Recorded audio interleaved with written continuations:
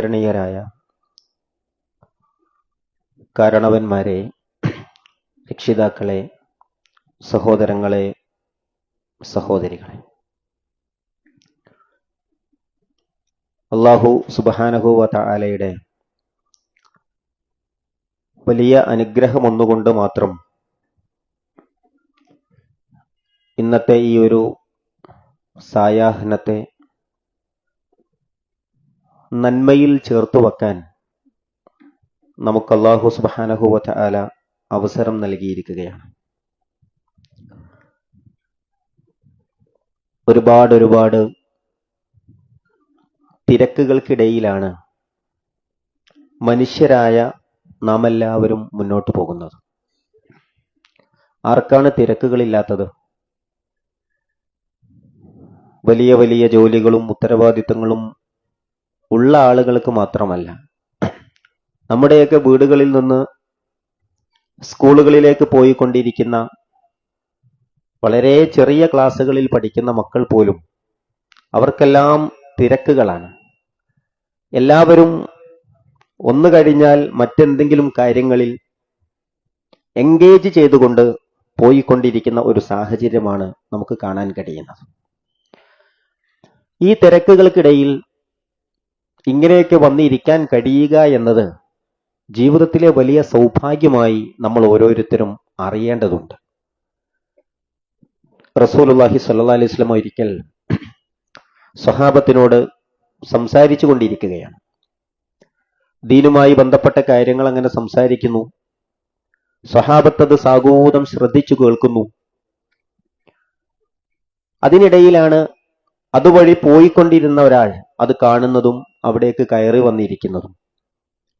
അങ്ങനെ ആ സദസ്സ് അവസാനിക്കുന്ന വേളയിൽ കാരുണ്യത്തിന്റെ പ്രവാചകൻ മുഹമ്മദ് നബി സല്ലല്ലാഹു അലൈഹി വസല്ലമ പറഞ്ഞു, സ്വഹാബ, ഇവിടെ വന്ന ആളുകൾക്കെല്ലാം അവരുടെ പാപങ്ങൾ, തിന്മകൾ അല്ലാഹു സുബ്ഹാനഹു വ തആല പുറത്തു കൊടുത്തിരിക്കുന്നു എന്ന്. സ്വഹാബത്തിന് സംശയമായി. അവർ ചോദിച്ചു, പ്രവാചകരെ, അവസാനമായി കയറി വന്ന ആ മനുഷ്യനും അത് ലഭ്യമാണോ എന്നാണ്. റസൂൽ സല്ലല്ലാഹു അലൈഹി വസല്ലം പറഞ്ഞു, അദ്ദേഹത്തിനും അല്ലാഹു പുറത്തു കൊടുത്തിരിക്കുന്നു എന്ന്. ദീനിന്റെ ഒരു മജ്ലിസിൽ, ദീനിന്റെ ഒരു സദസ്സിൽ വന്നിരിക്കാൻ പറ്റിയില്ലേ, അതിന് അല്ലാഹു സുബ്ഹാനഹു വ തആല നൽകിയ ഒരു പ്രതിഫലമാണത് എന്ന് റസൂലുള്ളാഹി സ്വല്ലല്ലാഹു അലൈഹി വസല്ലം. അതുകൊണ്ട് തന്നെ നമ്മൾ ഈ വന്നിരിക്കുന്നത്, അതിന് നമുക്ക് മനസ്സുണ്ടായി എന്നത് ജീവിതത്തിലെ വലിയ സൗഭാഗ്യമാണ്. അള്ളാഹു നമ്മളെ അനുഗ്രഹിച്ചിരിക്കുന്നു, റബ്ബ് നമ്മിൽ തൃപ്തിപ്പെട്ടിരിക്കുന്നു എന്നുള്ളതിന്റെ അനുകൂലമായ ഒരു അടയാളമായിട്ടാണ് നാം ഓരോരുത്തരും ഇതിനെ കാണേണ്ടത്. സഹോദരങ്ങളെ, ജീവിതത്തിലെ ഓരോ സെക്കൻഡുകൾ നമ്മോട് യാത്രയാകുമ്പോഴും നമുക്ക് നമ്മളെക്കുറിച്ചൊന്ന് ആലോചിക്കാനുള്ള ഒരവസരമായി ഇതിനെ കാണാൻ സാധിക്കാറുണ്ടോ എന്ന് ഓരോരുത്തരും ചിന്തിക്കേണ്ടതുണ്ട്. എപ്പോഴാണ് ഇവിടെ നിന്ന് മടങ്ങേണ്ടി വരിക എന്ന് യാതൊരുവിധ ധാരണയുമില്ലാത്ത ആളുകളാണ് നമ്മൾ. എന്നാൽ മനുഷ്യരുടെ ജീവിതത്തോടുള്ള ആർത്തിയും ദുനിയാവിനോടുള്ള താല്പര്യവുമൊക്കെ പരിശോധിച്ചാൽ മരിച്ചു പോകാനിരിക്കുന്നില്ല എന്ന് നമുക്ക് തോന്നിപ്പോകും. നമ്മുടെ നാട്ടിൽ പുതിയ ചില ആശയങ്ങളും കാഴ്ചപ്പാടുകളുമൊക്കെ പലരും വന്ന് പറഞ്ഞുകൊണ്ടിരിക്കുന്ന ഒരു കാലമാണ്. എന്താണ്, മരണത്തെ എന്തിനു പേടിക്കണം? മരണത്തോടുകൂടെ എല്ലാ ജീവിതവും അവസാനിക്കുകയാണ്, പിന്നെ മണ്ണോട് ചേരുകയാണ്, പിന്നെ ഉത്തരവാദിത്തങ്ങളില്ല, പ്രശ്നങ്ങളില്ല, പിന്നെ ഒന്നും അറിയേണ്ടതില്ല എന്നൊക്കെയാണ് ആ ആളുകൾ പറഞ്ഞുകൊണ്ടിരിക്കുന്നത്. പരലോകം അത് വേണോ എന്ന് ചോദിച്ചു കൊണ്ടിരിക്കുന്നു. അങ്ങനെയൊന്ന് ആവശ്യമുണ്ടോ എന്ന് ചിലരൊക്കെ വന്ന് ചോദിച്ചു കൊണ്ടിരിക്കുന്നു. അവർ സ്വയം പരിചയപ്പെടുത്തുന്നത് ഞങ്ങൾ പുരോഗമനവാദികളാണ്, നല്ല ചിന്തിക്കുന്ന ആളുകളാണ് എന്നൊക്കെയാണ്. എന്ന് വെച്ചാൽ അല്ലാഹു സുബ്ഹാനഹു വ തആലയേക്കാൾ അപ്പുറത്തേക്ക് ചിന്തിക്കുന്നവർ എന്നാണ് അവർ പറഞ്ഞുകൊണ്ടിരിക്കുന്നത്. ഞാൻ സൂചിപ്പിക്കുന്നത്, പരലോകം എന്ന് പറയുന്ന ഒരു വിശ്വാസം നമ്മൾ നമ്മുടെ ഉള്ളിൽ കൊണ്ടു നടക്കുന്നുണ്ടെങ്കിൽ അത് ആവശ്യമാണ് എന്നത് ഓരോ മനുഷ്യ മനസ്സിന്റെയും തേട്ടമാണ് എന്നത് നമുക്ക് ഉറപ്പുണ്ട്. നോക്കൂ, ഇന്നലെയാണ് വാണിയമ്പലത്ത് ഒരു 14-കാരി കൊല്ലപ്പെടുന്നത്. കൂടെ പഠിച്ചുകൊണ്ടിരിക്കുന്ന ഒരു വിദ്യാർത്ഥി ഉപദ്രവിച്ചു എന്ന്, ലൈംഗിക പീഡനത്തിന് ഉപയോഗപ്പെടുത്തി എന്ന്. ഒന്നാലോചിച്ചു നോക്കൂ, എത്രമേൽ വേദനിപ്പിക്കുന്ന വാർത്തയാണത്. ആ പെൺകുട്ടിക്ക് ജീവിക്കാൻ ആഗ്രഹിച്ച, പഠിക്കാൻ ആഗ്രഹിച്ച, നല്ല അക്കാദമിക് റെക്കോർഡുകൾ കഴിഞ്ഞകാല ജീവിതത്തിൽ നേടിയെടുക്കാൻ കഴിഞ്ഞ ആ പെൺകുട്ടിക്ക് സംഭവിച്ച ഈ ഒരു അപകടത്തിന് തുല്യമായി എന്ത് പരിഹാരമാണ്, എന്ത് ശിക്ഷയാണ് ഈ ലോകത്ത് നിന്ന് നൽകാൻ കഴിയുക? തെറ്റ് ചെയ്യുന്നവന്റെ പ്രായം നോക്കുമ്പോൾ അവൻ പ്രായപൂർത്തിയാകാത്തവനാണ്, മൈനറാണ്. അതുകൊണ്ട് ശിക്ഷകൾ വേണ്ട. എന്തു ചെയ്യും? ഇങ്ങനെ ഒരു ലോകത്ത് നിലനിൽക്കുമ്പോൾ നീതിയെക്കുറിച്ച് വലിയ വായിൽ വർത്തമാനം പറഞ്ഞിട്ട് കാര്യമില്ല എന്ന് നമുക്കെല്ലാവർക്കും അറിയാം. യഥാർത്ഥ നീതി പുലരേണ്ടുന്ന ഒരു കാലമുണ്ടാകണം. അതിനാണ് പരലോകം ഓരോ മനുഷ്യരും ആഗ്രഹിക്കുന്നു എന്ന് പറഞ്ഞത്. ലക്ഷക്കണക്കിന് മനുഷ്യരെ കൊന്നൊടുക്കിയ ലോകത്തിന്റെ പോലീസായും ലോകത്തിന്റെ വലിയ വലിയ നേതാക്കന്മാരായും ഞെളിഞ്ഞു നടന്ന മനുഷ്യരില്ലേ, അവർ കൊന്നൊടുക്കിയതിന് പകരം ആ മനുഷ്യനോട് ഈ ലോകത്ത് ചെയ്യാൻ കഴിയുന്നത് എന്താണ്? എന്താണ് നിർവഹിക്കാൻ കഴിയുക? 1000-ഉം 10,000-ഉം ലക്ഷങ്ങളും കൊന്നൊടുക്കിയ മനുഷ്യരെ ഒരു തവണ തൂക്കിലേറ്റുന്നത് കൊണ്ട് തീരുന്നതാണോ അവരുടെ പാപഭാരം? അവർ ചെയ്തു കൂട്ടിയ നിറകേടുകൾക്ക് പകരമാകുമോ അത്? ഒരിക്കലുമില്ല. അതുകൊണ്ട് പരലോകം നിർബന്ധമാണ്. ഈ ജീവിതത്തിൽ നന്മകൾ ചെയ്ത മനുഷ്യരെ നിങ്ങൾക്ക് തത്തുല്യമായ പ്രതിഫലം നൽകാൻ ഈ ലോകത്തിന് സാധ്യല്ല. ഈ ലോകത്ത് തെറ്റുകൾ ചെയ്യുന്ന മനുഷ്യർക്ക് തത്തുല്യമായ ശിക്ഷ നൽകാനും ഈ ലോകത്ത് സാധ്യല്ല. പിന്നെയോ അതിനൊരു ലോകമുണ്ടാകണം. മാലിക് യൗമിദ്ദീൻ, പ്രതിഫല നാളിന്റെ ഉടമസ്ഥൻ അല്ലാഹു സുബ്ഹാനഹു വ തആല അങ്ങനെ ഒരു നാളിതാ ഒരുക്കി വച്ചിരിക്കുന്നു. അവിടെ കൃത്യമായി ഓരോ മനുഷ്യനും വിചാരണ നേരിടേണ്ടി വരും. ജീവിതത്തിൽ നന്മകൾ ചെയ്തവന് അവിടെ സുരക്ഷിതത്വമുണ്ട്. ആരാണോ ഈ ജീവിതത്തെ ക്രമീകരിക്കാത്തവൻ, തോന്നിയ പോലെ ജീവിതത്തെ കൊണ്ടുപോയവൻ, അവരെ സംബന്ധിച്ചിടത്തോളം അത് നഷ്ടത്തിന്റെ കണക്കുകൾ മാത്രം എഴുതി വെക്കാനുള്ള ഇടവുമാണ്. അതുകൊണ്ട് തന്നെ പരലോകം അത് ആവശ്യമാണ്, അതിൽ സംശയമൊന്നുമില്ല. അതുണ്ടാകുന്നുള്ള കാര്യത്തിലും ആർക്കും സംശയമൊന്നുമില്ല. നമ്മളും ഈ യാത്രയിൽ എത്ര പേരാണ് നമ്മുടെയൊക്കെ കുടുംബങ്ങളിൽ നിന്ന് വിട പറഞ്ഞു പോയിട്ടുള്ളത്? പ്രിയപ്പെട്ട രക്ഷിതാക്കൾ യാത്രയായിട്ടില്ലേ? ഈ കഴിഞ്ഞ ദിവസം തൃശൂർ ജില്ലയിലെ ഏറ്റവും സജീവമായി ഓടിക്കൊണ്ടിരുന്ന ഒരു 17-കാരൻ വെള്ളത്തിൽ മുങ്ങി മരിക്കണ്ടായി. അള്ളാഹു അദ്ദേഹത്തിന് പുറത്തു കൊടുക്കുമാറാകട്ടെ. അദ്ദേഹത്തിന്റെ കുടുംബങ്ങൾക്ക് അള്ളാഹു ആശ്വാസം നൽകി അനുഗ്രഹിക്കുമാറാകട്ടെ. എത്രയെത്ര മരണ വാർത്തകളാണ് ഓരോ ദിവസം നമ്മൾ കേൾക്കുന്നത്. എന്റെ നാട്ടിൽ ഇന്നലെ ഒരു മരണ വാർത്ത, കഴിഞ്ഞ ദിവസങ്ങളിൽ ഒക്കെ മരണ വാർത്തകൾ കേൾക്കുകയാണ്, വിടക്കുണ്ട്. പക്ഷെ ഇതിനിടയിൽ നമ്മൾ അതിൽ നിന്ന് പഠിച്ചെടുക്കേണ്ട ഒരു പാഠമില്ലേ? നമുക്കൊരു യാത്ര അതിതാ ആരംഭിക്കാനിരിക്കുന്നു. കുല്ലു നഫ്സിൻ ദാഇഖത്തുൽ മൗത്ത്, എല്ലാ നഫ്സും മരിക്കും, എല്ലാവരും മരിക്കുക തന്നെ ചെയ്യും. വ ഇന്നമാ തുവഫൗന ഉജൂറക്കും യൗമൽ ഖിയാമ, ഖിയാമത്ത് നാളിൽ നിങ്ങൾ ചെയ്തു വെച്ചതിന്റെ എല്ലാ പ്രതിഫലവും പടച്ച തമ്പുരാൻ പൂർണ്ണമായി നിങ്ങൾക്ക് നൽകും. ഫമൻ സുഹ്സിഹ അനിൻ നാർ ഫഖദ് ഫാസ്, വമൻ സുഹ്സിഹ അനിൻ നാർ, ആരാണോ നരകത്തെ തൊട്ട് രക്ഷപ്പെടുന്നത്, വഉദ്ഖിലൽ ജന്ന, സ്വർഗ്ഗത്തിൽ പ്രവേശിക്കുന്നത്, ഫഖദ് ഫാസ്, അവൻ വിജയിച്ചിരിക്കുന്നു. സഹോദരങ്ങളെ, ഈ ജീവിതം പറഞ്ഞ് അവസാനിച്ചു പോകുന്ന സമയത്ത് നമുക്ക് ആ സ്വർഗം കിട്ടലും നരകത്തു നിന്ന് രക്ഷപ്പെടലുണ്ട് ബോധ്യപ്പെട്ടിട്ടില്ലെങ്കിൽ പിന്നെ എങ്ങനെയാണ് നമ്മൾ വിജയിച്ചു എന്ന് പറയാ? എങ്ങനെയാണ് ഈ ജീവിതം കൊണ്ട് ഞാൻ നേടേണ്ടത് നേടിയെന്ന് പറയാ? എന്നിട്ട് അല്ലാഹു പറയാണ്, ആ ബോധത്തിൽ നിന്ന് നമ്മളെ പിന്നോട്ട് വലിക്കുന്നത് എന്താണ്? വമൽ ഹയാത്തുദ് ദുനിയാ ഇല്ലാ മതാഉൽ ഗുറൂർ, ഈ ദുനിയാവ് നിങ്ങളെ വഞ്ചിക്കുന്ന ഒരു വിഭവമാണ്, അത് നിങ്ങളെ പറ്റിക്കാനുള്ളതാണ്, അത് നിങ്ങളെ പറ്റിക്കുക തന്നെ ചെയ്യും. അതുകൊണ്ട് മനുഷ്യരെ, ആ ദിവസത്തെ ഓർത്ത്, ഈ ലോകത്ത് നിന്ന് യാത്രയാകുന്ന ദിവസത്തെ ഓർത്ത് നന്നായി ഒരുങ്ങണേ, നന്നായി പണിയെടുക്കണേ. വിശുദ്ധ ഖുർആൻ വിശ്വാസികളോട് മുഴുവൻ പറയുന്നുണ്ട്, യാ അയ്യുഹല്ലദീന ആമനു തഖുല്ലാഹ വൽ തൻളുർ നഫ്സും മാ ഖദ്ദമത് ലിഗദ് വത്തഖുല്ലാഹ ഇന്നല്ലാഹ ഖബീറും ബിമാ തഅമലൂൻ. യാ അയ്യുഹല്ലദീന ആമനുത്തഖുല്ലാഹ്, അല്ലാഹുവിനെ നിങ്ങൾ സൂക്ഷിക്കണേ. വൽ തൻളുർ നഫ്സും മാ ഖദ്ദമത് ലിഗദ്, നാളേക്ക് വേണ്ടി നീ എന്താണോ ഒരുക്കി വെച്ചത്. വൽ തൻളുർ നഫ്സും മാ ഖദ്ദമത് ലിഗദ്, നാളേക്ക് വേണ്ടി നീ എന്താണ് ഒരുക്കി വെച്ചത്, തയ്യാറാക്കി വെച്ചത്. വത്തഖുല്ലാഹ്, നിങ്ങൾ അല്ലാഹുവിനെ സൂക്ഷിക്കണേ. ഇന്നല്ലാഹ ഖബീറും ബിമാ തഅമലൂൻ, അല്ലാഹു നിങ്ങൾ ചെയ്യുന്നതിനെ പറ്റി സൂക്ഷ്മമായി അറിയുന്നവനാണ്. അപ്പൊ നമ്മൾ എന്താ ചെയ്യണമെന്നുള്ളത് പടച്ചവനറിയാം. എന്താ ഇപ്പൊ നമ്മളൊക്കെ ഒരുക്കി വെച്ചത് എന്നതിനെ കുറിച്ചൊന്ന് നല്ലോണം ആലോചിക്കണം എന്നുള്ളതാണ് സഹോദരങ്ങളെ. മരണത്തിന്റെ മുമ്പ് നിർവഹിക്കേണ്ട കാര്യമാണ് മരണത്തിന്റെ മുമ്പ്. അല്ലെങ്കിൽ എന്താ അറിയോ, മരണത്തിന്റെ വിളിയാളം വരുന്ന സമയത്ത് ആർത്തുകരയും മനുഷ്യർ, ആർത്തുകരയും. ആൾക്കാര് വിളിച്ചു പറയുന്നതാണ്, റബ്ബിർജിഊൻ ലഅല്ലി അഅമലു സാലിഹൻ ഫീമാ തറക്ത്. എല്ലാവർക്കും അറിയണ വചനാണ്. റബ്ബിർജിഊൻ, ഒന്ന് രക്ഷപ്പെടുത്തുമോ, ഒന്ന് തിരികെ കൊണ്ടുപോകുമോ. ലഅല്ലി അഅമലു സാലിഹൻ ഫീമാ തറക്ത്, ഞാൻ ചെയ്യാതെ പോയ, ഞാൻ വിട്ടേച്ചു പോയ, ഉപേക്ഷിച്ചു പോയ അനേകം കാര്യങ്ങളുണ്ട്, അതൊന്ന് ചെയ്തു തീർക്കാൻ ഒരവസരം കൂടെ തരുമോ എന്ന് അല്ലാഹുവിനോട് കെഞ്ചുന്നു. അല്ലാഹുവിന്റെ മറുപടി എന്താണ്? കല്ലാ ഇന്നഹാ കലിമത്തുൻ ഹുവ ഖായിലുഹാ വമിൻ വറാഇഹിം ബർസഖ്. വേണ്ടാന്നാണ്, നിങ്ങൾക്ക് ഇനി അവസരമൊന്നും ഇല്ലാന്നാണ്.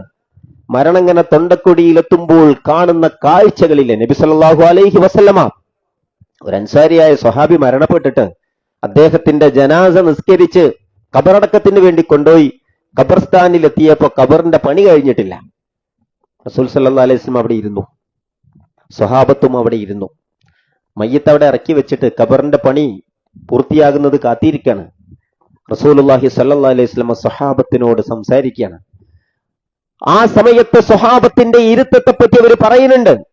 ഞങ്ങളുടെയൊക്കെ തലയിൽ ഇങ്ങനെ ഒരു പക്ഷി വന്നിരിക്കുമ്പോൾ അത് പാറാതിരിക്കാൻ നമ്മൾ എത്ര ശ്രദ്ധിച്ചിരിക്കുമോ അങ്ങനെയാണ് ഞങ്ങൾ ശ്രദ്ധിച്ചിരിക്കുന്നത് എന്ന്.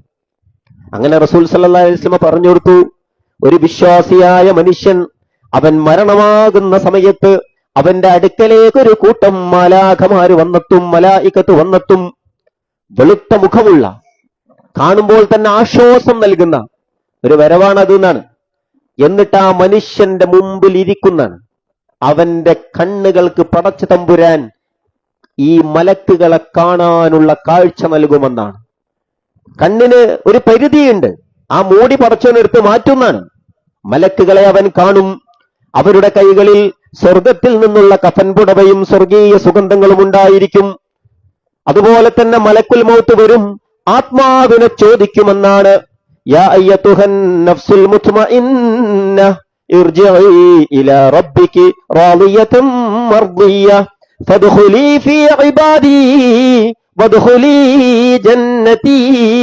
യാ അയ്യതുഹൻ നഫ്സുൽ മുത്മഇന്ന, ഏ സമാധാനമടഞ്ഞ ആത്മാവേ, ഏ സമാധാനമടഞ്ഞ ആത്മാവേ. ഓ, എത്ര മനോഹരമായ വിളിയാണ്. ആലോചിച്ചു നോക്കൂ. മരണത്തിന്റെ വെപ്രാളത്തിൽ നിൽക്കുന്ന ഒരു മനുഷ്യനോട് തന്റെ മുൻപിൽ വന്നിരിക്കുന്ന മലക്കുകൾ സമാധാനത്തിന്റെ വർത്തമാനങ്ങൾ പറയുന്നതാണ്. ശാന്തിയടഞ്ഞ ആത്മാവേ, ഇർജിഇ ഇലാ റബ്ബികി റാദിയതൻ മർദിയ, നിന്റെ റബ്ബിന്റെ തൃപ്തിയിലേക്ക്, അല്ലാഹുവിന്റെ തൃപ്തിയിലേക്ക് നീ ഇങ്ങോട്ട് ഇറങ്ങി വന്നോളൂ എന്നാണ് നബി സല്ലല്ലാഹു അലൈഹി വസല്ലം പറയാണ്. ആ മലക്കുകൾ ആത്മാവിനെ ചോദിക്കുമ്പോൾ ആ വിശ്വാസിയുടെ ആത്മാവ് ഒരു പാത്രത്തിൽ നിന്ന് വെള്ളമൊഴുക്കി കൊടുക്കുന്നത് പോലെ ആത്മാവ് ഇറങ്ങിച്ചെല്ലുമത്രേ. എന്നിട്ടും റസൂൽ സല്ലല്ലാഹു അലൈഹി വസല്ലമ പഠിപ്പിച്ചിട്ടുണ്ട്, മരണത്തിന് വേദനയുണ്ടെന്ന്.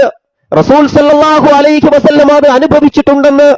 നമ്മുടെ ഉമ്മ ആയിഷ ബീവി റളിയല്ലാഹു അൻഹയുടെ മടിത്തട്ടിൽ തലവെച്ച് ഈ ലോകത്തോട് വിട പറയുന്ന വേളയിൽ ആരംഭ റസൂൽ സല്ലല്ലാഹു അലൈഹി വസല്ലമ വേദന അനുഭവിച്ചു.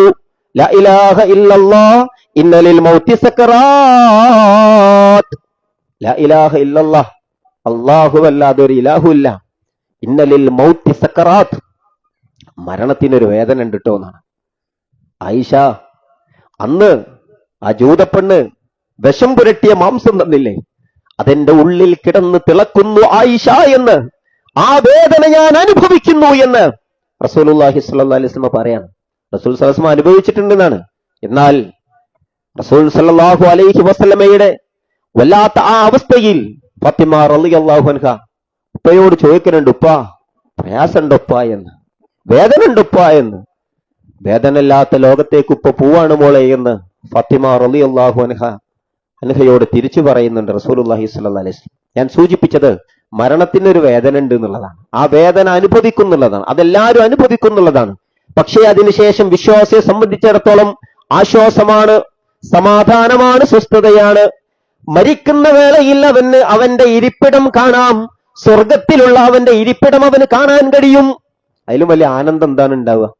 നിങ്ങൾ ആലോചിച്ച് നോക്കൂ. മരിക്കുന്ന വേളയിൽ സ്വർഗത്തിലെ ഇരിപ്പിടം കണ്ടുകൊണ്ട് ഇവിടുന്ന് കണ്ണു ചിമ്മാൻ കഴിഞ്ഞാൽ അതിലും വലിയ സൗഭാഗ്യം എന്താണുള്ളത്? ഈ ദുനിയാവിൽ ഒന്നും നേടിയിട്ടില്ലെങ്കിലും, ഈ ദുനിയാവിന്റെ സുഖങ്ങളൊന്നും അനുഭവിച്ചിട്ടില്ലെങ്കിലും, അല്ലാഹുവേ ഈ മരണത്തിനു ശേഷം എനിക്ക് അനുഭവിക്കാനുള്ള ലോകത്തേക്കുള്ള വിഭവങ്ങളെല്ലാം എനിക്കുണ്ടെന്ന് റബ്ബേ നീ എനിക്ക് ബോധ്യപ്പെടുത്തി തന്നില്ലേ എന്ന് അത്രമേൽ ആശ്വാസത്തോടുകൂടെ ലാ ഇലാഹ ഇല്ലല്ലാഹ് ചൊല്ലി തിരികെ പോകാൻ കഴിയാന്നുള്ളതാണ്. അതാണ് ഏറ്റവും വലിയ സൗഭാഗ്യം എന്ന് പറഞ്ഞത്. അതുകൊണ്ടാണ് റസൂലുള്ളാഹി സ്വല്ലല്ലാഹു അലൈഹി വസല്ലം പറഞ്ഞത്, ആരാണ് ഏറ്റവും ബുദ്ധിമാൻ? അക്തറുഹും ലിൽ മൗതി ദിക്റ, മരണത്തെക്കുറിച്ച് ആരാണോ ധാരാളമായി ഓർക്കുന്നത് അവനാണ് ഏറ്റവും ബുദ്ധിയുള്ളവൻ. മറ്റൊരു റസൂൽ സ്വല്ലല്ലാഹു അലൈഹി വസല്ലം പറഞ്ഞു, അക്സിറൂ ദിക്റ ഹാദിമിൽ ലദ്ദാത്ത്, മരണത്തെക്കുറിച്ച് ധാരാളം ഓർക്കുക, അത് എല്ലാ സുഖങ്ങളെയും കരിച്ചു കളയുന്ന മരണം, അതിനെക്കുറിച്ച് ഓർക്കണേ, ധാരാളമായി ഓർക്കണേ. നമ്മൾ നേരെ തിരിച്ചാണ് സംസാരിക്കുക. മരിച്ചുകൊണ്ടെന്ന് വെച്ചാൽ ഈ മരിക്കണ പറയും സമാധാനമുള്ളടത്ത് സമാധാനം കെടുത്തല്ലേന്ന. ഒരു മനുഷ്യന്റെ യഥാർത്ഥ സമാധാനം എന്ന് പറഞ്ഞാൽ പരലോകാണ്, അടുത്ത ലോകാണ്, അത് തൊട്ടരികയാണ്. നിങ്ങൾ ധരിച്ച ചെരുപ്പിന്റെ വാറിനേക്കാൾ അടുത്താണതെന്ന് നബി സല്ലല്ലാഹു അലൈഹി വസല്ലം ഓർമ്മപ്പെടുത്തിയിട്ടുണ്ടെങ്കിൽ ആ ദിവസം അത് സന്തോഷത്തിന്റെ ദിവസമാകണം, അത് സമാധാനമുള്ള ദിവസമാകണം. എന്നിട്ടോ ആ മാലാഖമാർ അവന്റെ ആത്മാവിനെ ഏറ്റെടുക്കും. അവർ കൊണ്ടുവന്ന കഫൻ പുടവയിലത് പൊതിയും, സുഗന്ധങ്ങൾ പൂശും, ആകാശലോകത്തേക്ക് ആ ആത്മാവുമായി കയറിപ്പോകും. ആ പോകുന്ന ഭാഗങ്ങളിൽ നിന്ന് മലക്കുകൾ ചോദിക്കുമത്രേ, ആരുടേതാണ് ഈ നല്ല ആത്മാവ് എന്ന്. ഈ ദുനിയാവിൽ അയാളെ പരിചയപ്പെടുത്തിയിരുന്ന ഏറ്റവും നല്ല പേരെന്താണോ ആ പേര് പരിചയപ്പെടുത്തിയിട്ട് അത് ഇന്ന ആളുടെ മകൻ ഇന്ന ആളാന്ന് പറയുന്ന, ഇന്ന ബാപ്പാന്റെ മോനാണത് എന്ന് പറയും. അങ്ങനെ ആകാശത്തിന്റെ വാതിലുകൾ തുറക്കാൻ പറയും. അവർക്ക് വേണ്ടി ആകാശ ലോകത്തിന്റെ വാതിലുകൾ തുറന്നു കൊടുക്കും. ആ സമയത്ത് അവൻ കേൾക്കുന്നതാണ്, അവൻ നന്മ ചെയ്തവനാണ്, എന്നെ സത്യപ്പെടുത്തിയവനാണ്, ജീവിതം നന്മകളിൽ മുന്നോട്ട് കൊണ്ടുപോയവനാണ്, സ്വാലിഹീങ്ങളുടെ രേഖയിൽ അവന്റെ കാര്യങ്ങൾ രേഖപ്പെടുത്തൂ എന്ന് പറഞ്ഞ് അവന്റെ ആത്മാവിനെ താഴോട്ടിറക്കുമെന്നാണ്. പിന്നെ ഖബറാണ്.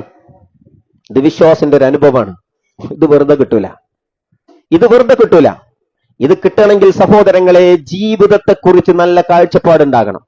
ജീവിതത്തെക്കുറിച്ചുള്ള കാഴ്ചപ്പാട് എന്ന് പറഞ്ഞാൽ ഈ ജീവിതം നഷ്ടത്തിലാകാൻ സാധ്യതയുള്ളതൊന്നും നമ്മുടെ ജീവിതത്തിൽ ഉണ്ടാകരുത്. എന്താ ഏറ്റവും പ്രധാനം?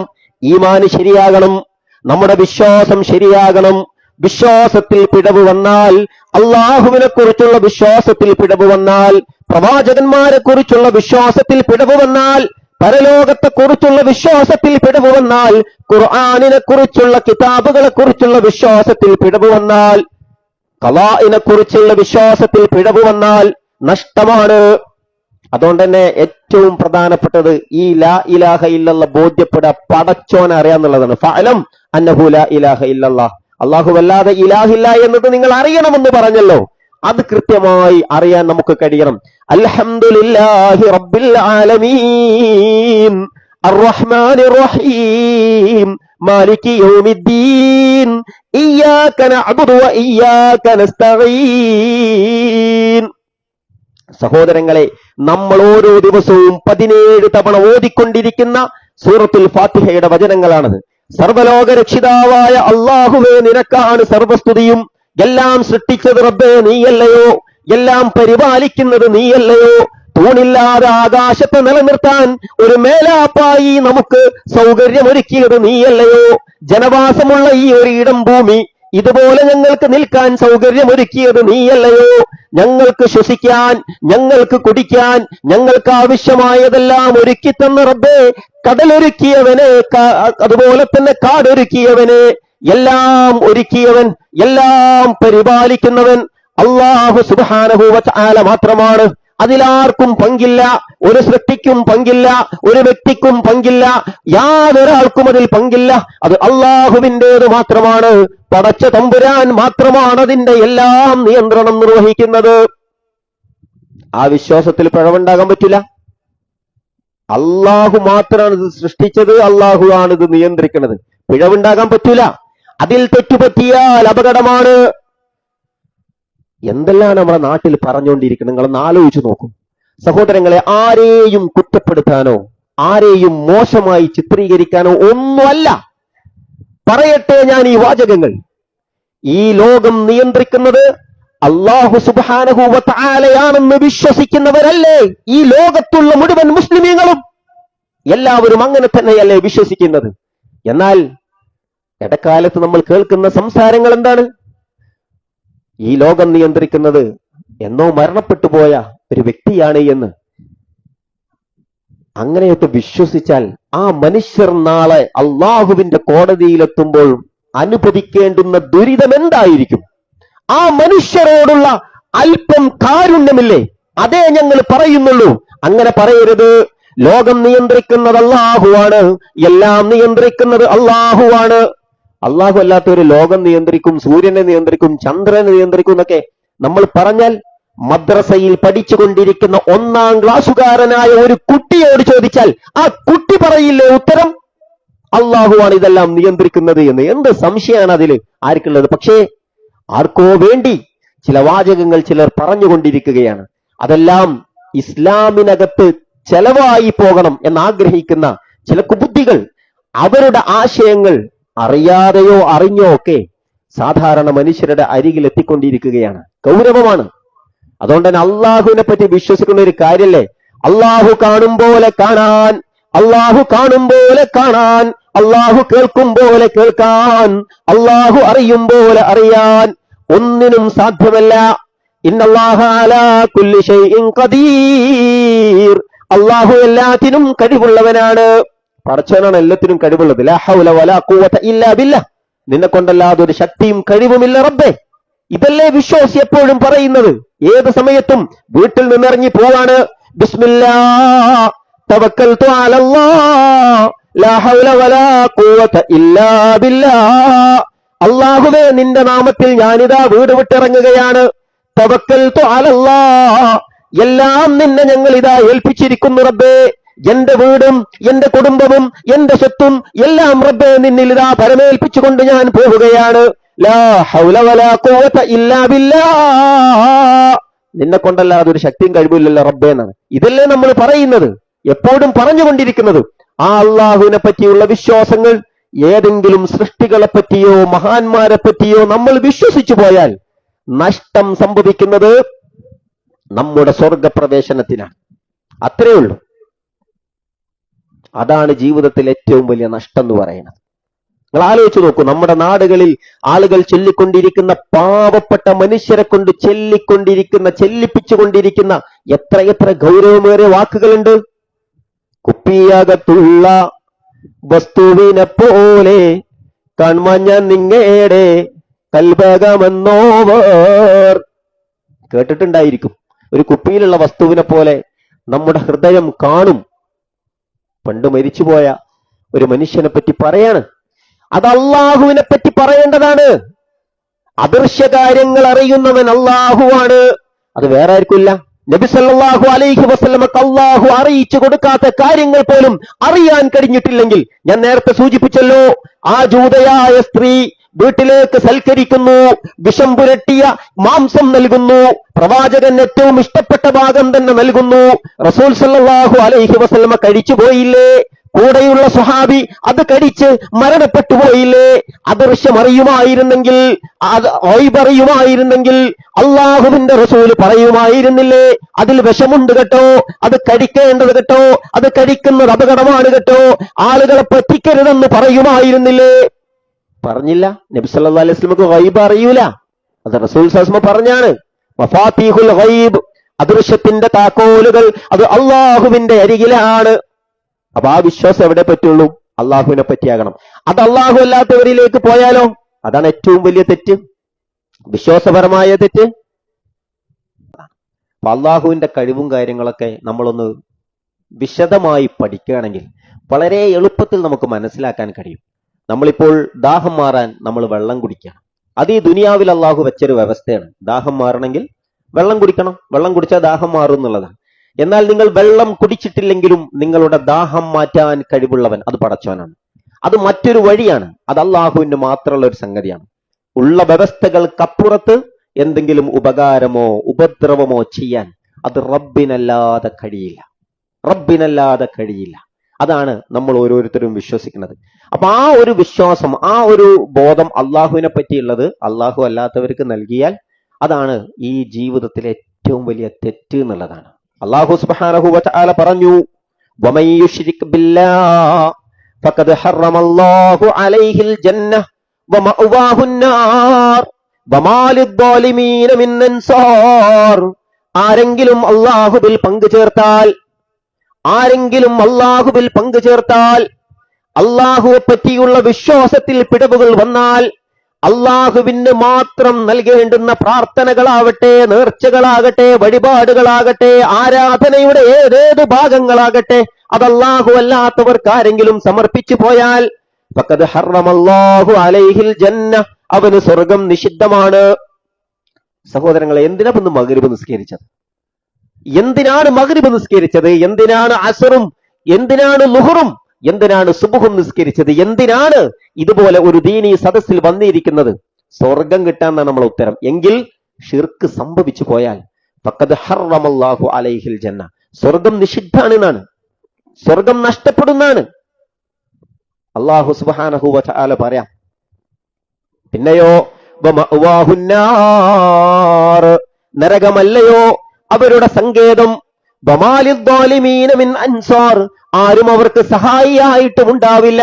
നാളെ പരലോകത്ത് അവർ വിളിച്ചു പ്രാർത്ഥിച്ചവരോ, അവർ വിളിച്ചു സഹായം തേടിയവരോ, അവര് പോലും അവരെ പറ്റി ഞങ്ങൾ അങ്ങനെ പറഞ്ഞിരുന്നു എന്ന് പറയൂല. ഞങ്ങളോട് പ്രാർത്ഥിക്കണമെന്ന് ഞങ്ങൾ പറഞ്ഞിട്ടില്ല, ഞങ്ങളുടെ മരണശേഷം ഞങ്ങളോട് തേടിക്കോളൂ എന്ന് ഞങ്ങൾ പറഞ്ഞിട്ടില്ല. അവര് പറയുന്നാണ്, അവര് പോലും നിഷേധിക്കുമെന്നാണ്. അതൊരിക്കലും ഉണ്ടാകാൻ പാടില്ല. അതുകൊണ്ട് പ്രാർത്ഥനകളെല്ലാം അല്ലാഹു സുബ്ഹാനഹു വ തആലയോട്. അതാണ് നമ്മൾ ചൊല്ലുന്നത്, ഇയ്യാക നഅ്ബുദു വ ഇയ്യാക നസ്തഈൻ. അല്ലാഹുവേ, എന്റെ പ്രാർത്ഥനകൾ, എന്റെ ആരാധനകൾ എല്ലാം നിനക്ക് മാത്രം, നിന്നോട് മാത്രമല്ലാതെ എനിക്ക് പ്രാർത്ഥനയില്ല, എനിക്ക് സഹായ തേട്ടങ്ങളില്ല. അതെല്ലാം നിനക്കു മാത്രം, അതെല്ലാം നിനക്കു മാത്രം. ജീവിതത്തിന്റെ ഏത് ഘട്ടങ്ങളിലും ഏത് പ്രതിസന്ധിയിലും പ്രതിസന്ധി ഇല്ലാത്തടത്തും പ്രാർത്ഥനകൾ, നേർച്ചകൾ, വഴിപാടുകൾ, ഇബാദത്തിന്റെ പരിധിയിൽ വരുന്നത് അത് അള്ളാഹുവിന് മാത്രം നൽകുക എന്നുള്ളതാണ്. അള്ളാഹുവിന് മാത്രം നൽകുക. മറ്റേത് തെറ്റുകളും ഒരു പക്ഷേ തൗബ ചെയ്തിട്ടില്ലെങ്കിലും ചിലപ്പോൾ പടച്ചോൻ പുറത്ത് തന്നേക്കാം. അള്ളാഹുവിന്റെ ഒരു കാരുണ്യം കൊണ്ട്, റബ്ബിന്റെ ഒരു ഔദാര്യം എന്നുള്ളതിലേക്ക് ചിലപ്പോൾ പടച്ചോൻ പുറത്തു തന്നേക്കാം. പക്ഷേ അള്ളാഹു പറഞ്ഞൊരു വാക്കാണ്, അള്ളാഹുവിൽ പങ്കു ചേർക്കുന്നത് അള്ളാഹു പുറത്തു തരൂല എന്നാണ്. അത് തൗബ ചെയ്ത് മടങ്ങിയാലല്ലാതെ റബ്ബ് പൊറുക്കൂല എന്നാണ്. അതുകൊണ്ട് ഒരിക്കലും ആ തെറ്റ് സംഭവിക്കാതിരിക്കുക. അത് നമ്മുടെ ജീവിതത്തിൽ, അത് വിശ്വാസത്തിലായാലും കർമ്മത്തിലായാലും ഒന്നും സംഭവിക്കാതിരിക്കുക.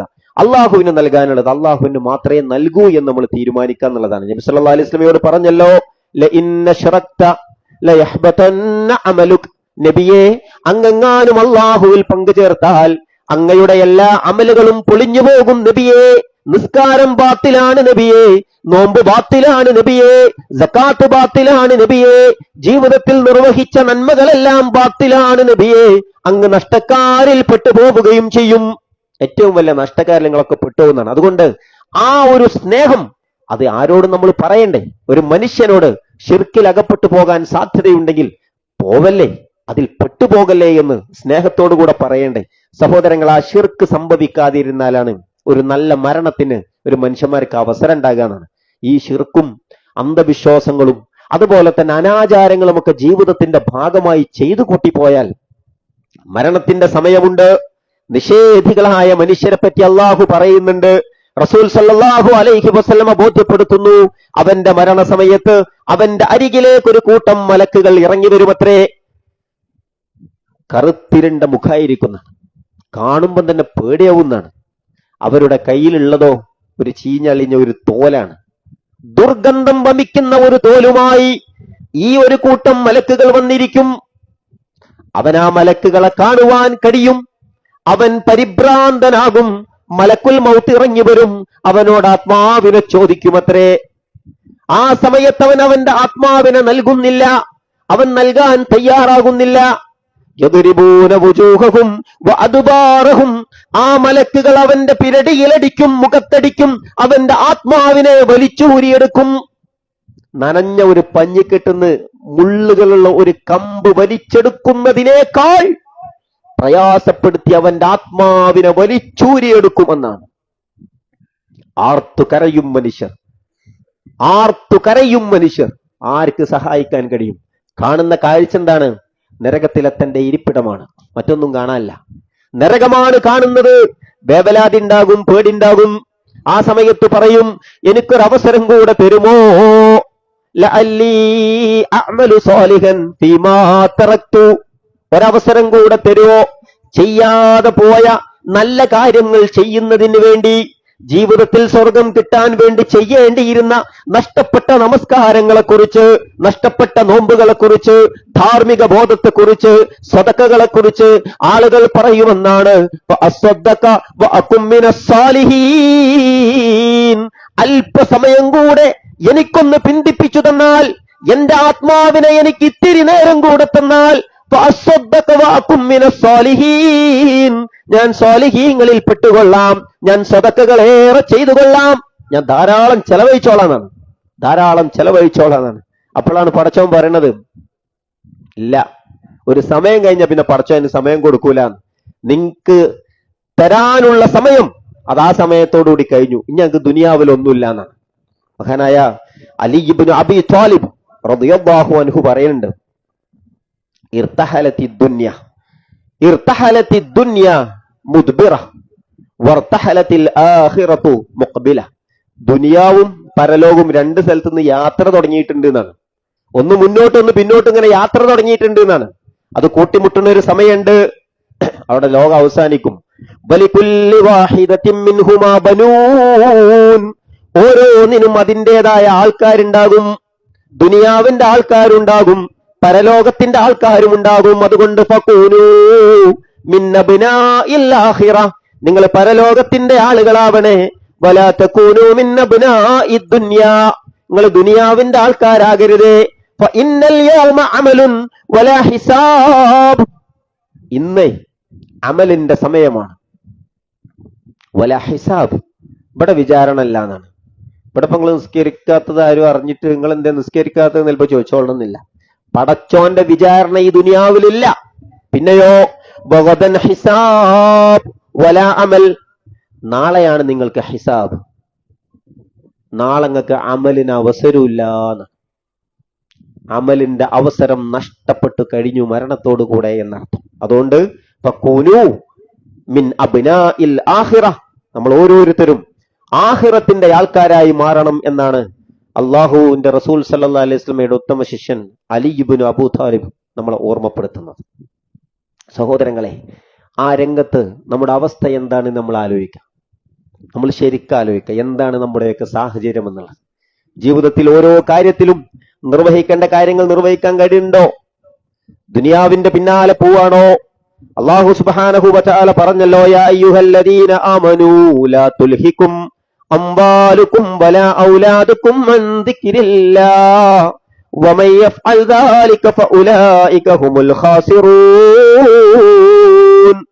യാ അയ്യുഹല്ലദീന ആമനൂ, സത്യവിശ്വാസികളെ, ലാ തുൽഹികും അംവാലുകും വലാ ഔലാദുകും അൻ ദിക്രില്ലാഹ്, അല്ലാഹുവിനെ ഓർക്കുന്നതിൽ നിന്ന് നിങ്ങളുടെ സ്വത്തോ സമ്പാദ്യങ്ങളോ മക്കളോ നിങ്ങളുടെ മറ്റു കാര്യങ്ങളോ നിങ്ങളെ ഒരിക്കലും തടയാതിരിക്കട്ടെ, അശ്രദ്ധമാക്കാതിരിക്കട്ടെ. ദുനിയാവിന്റെ ഒരു കാര്യമാണ് സമ്പത്ത്, മക്കള്, ഇതൊക്കെ വളരെ പ്രധാനപ്പെട്ട കാര്യമാണ്. ആ ഒറ്റ കാരണം കൊണ്ട് അള്ളാഹുവിനെ മറന്നുപോകാം. എന്തേ പള്ളി കണ്ടില്ലല്ലോ എന്ന് ചോദിച്ചാൽ ഞാൻ അങ്ങനത്തെ ഒരു തിരക്കിലായിരുന്നു, ഇങ്ങനത്തെ കുറേ തിരക്കുകൾ നമുക്ക് പറയാനുണ്ടാകാം. ഏറ്റവും പ്രധാനപ്പെട്ടത് ഇതല്ലാതെയായി പോവാ.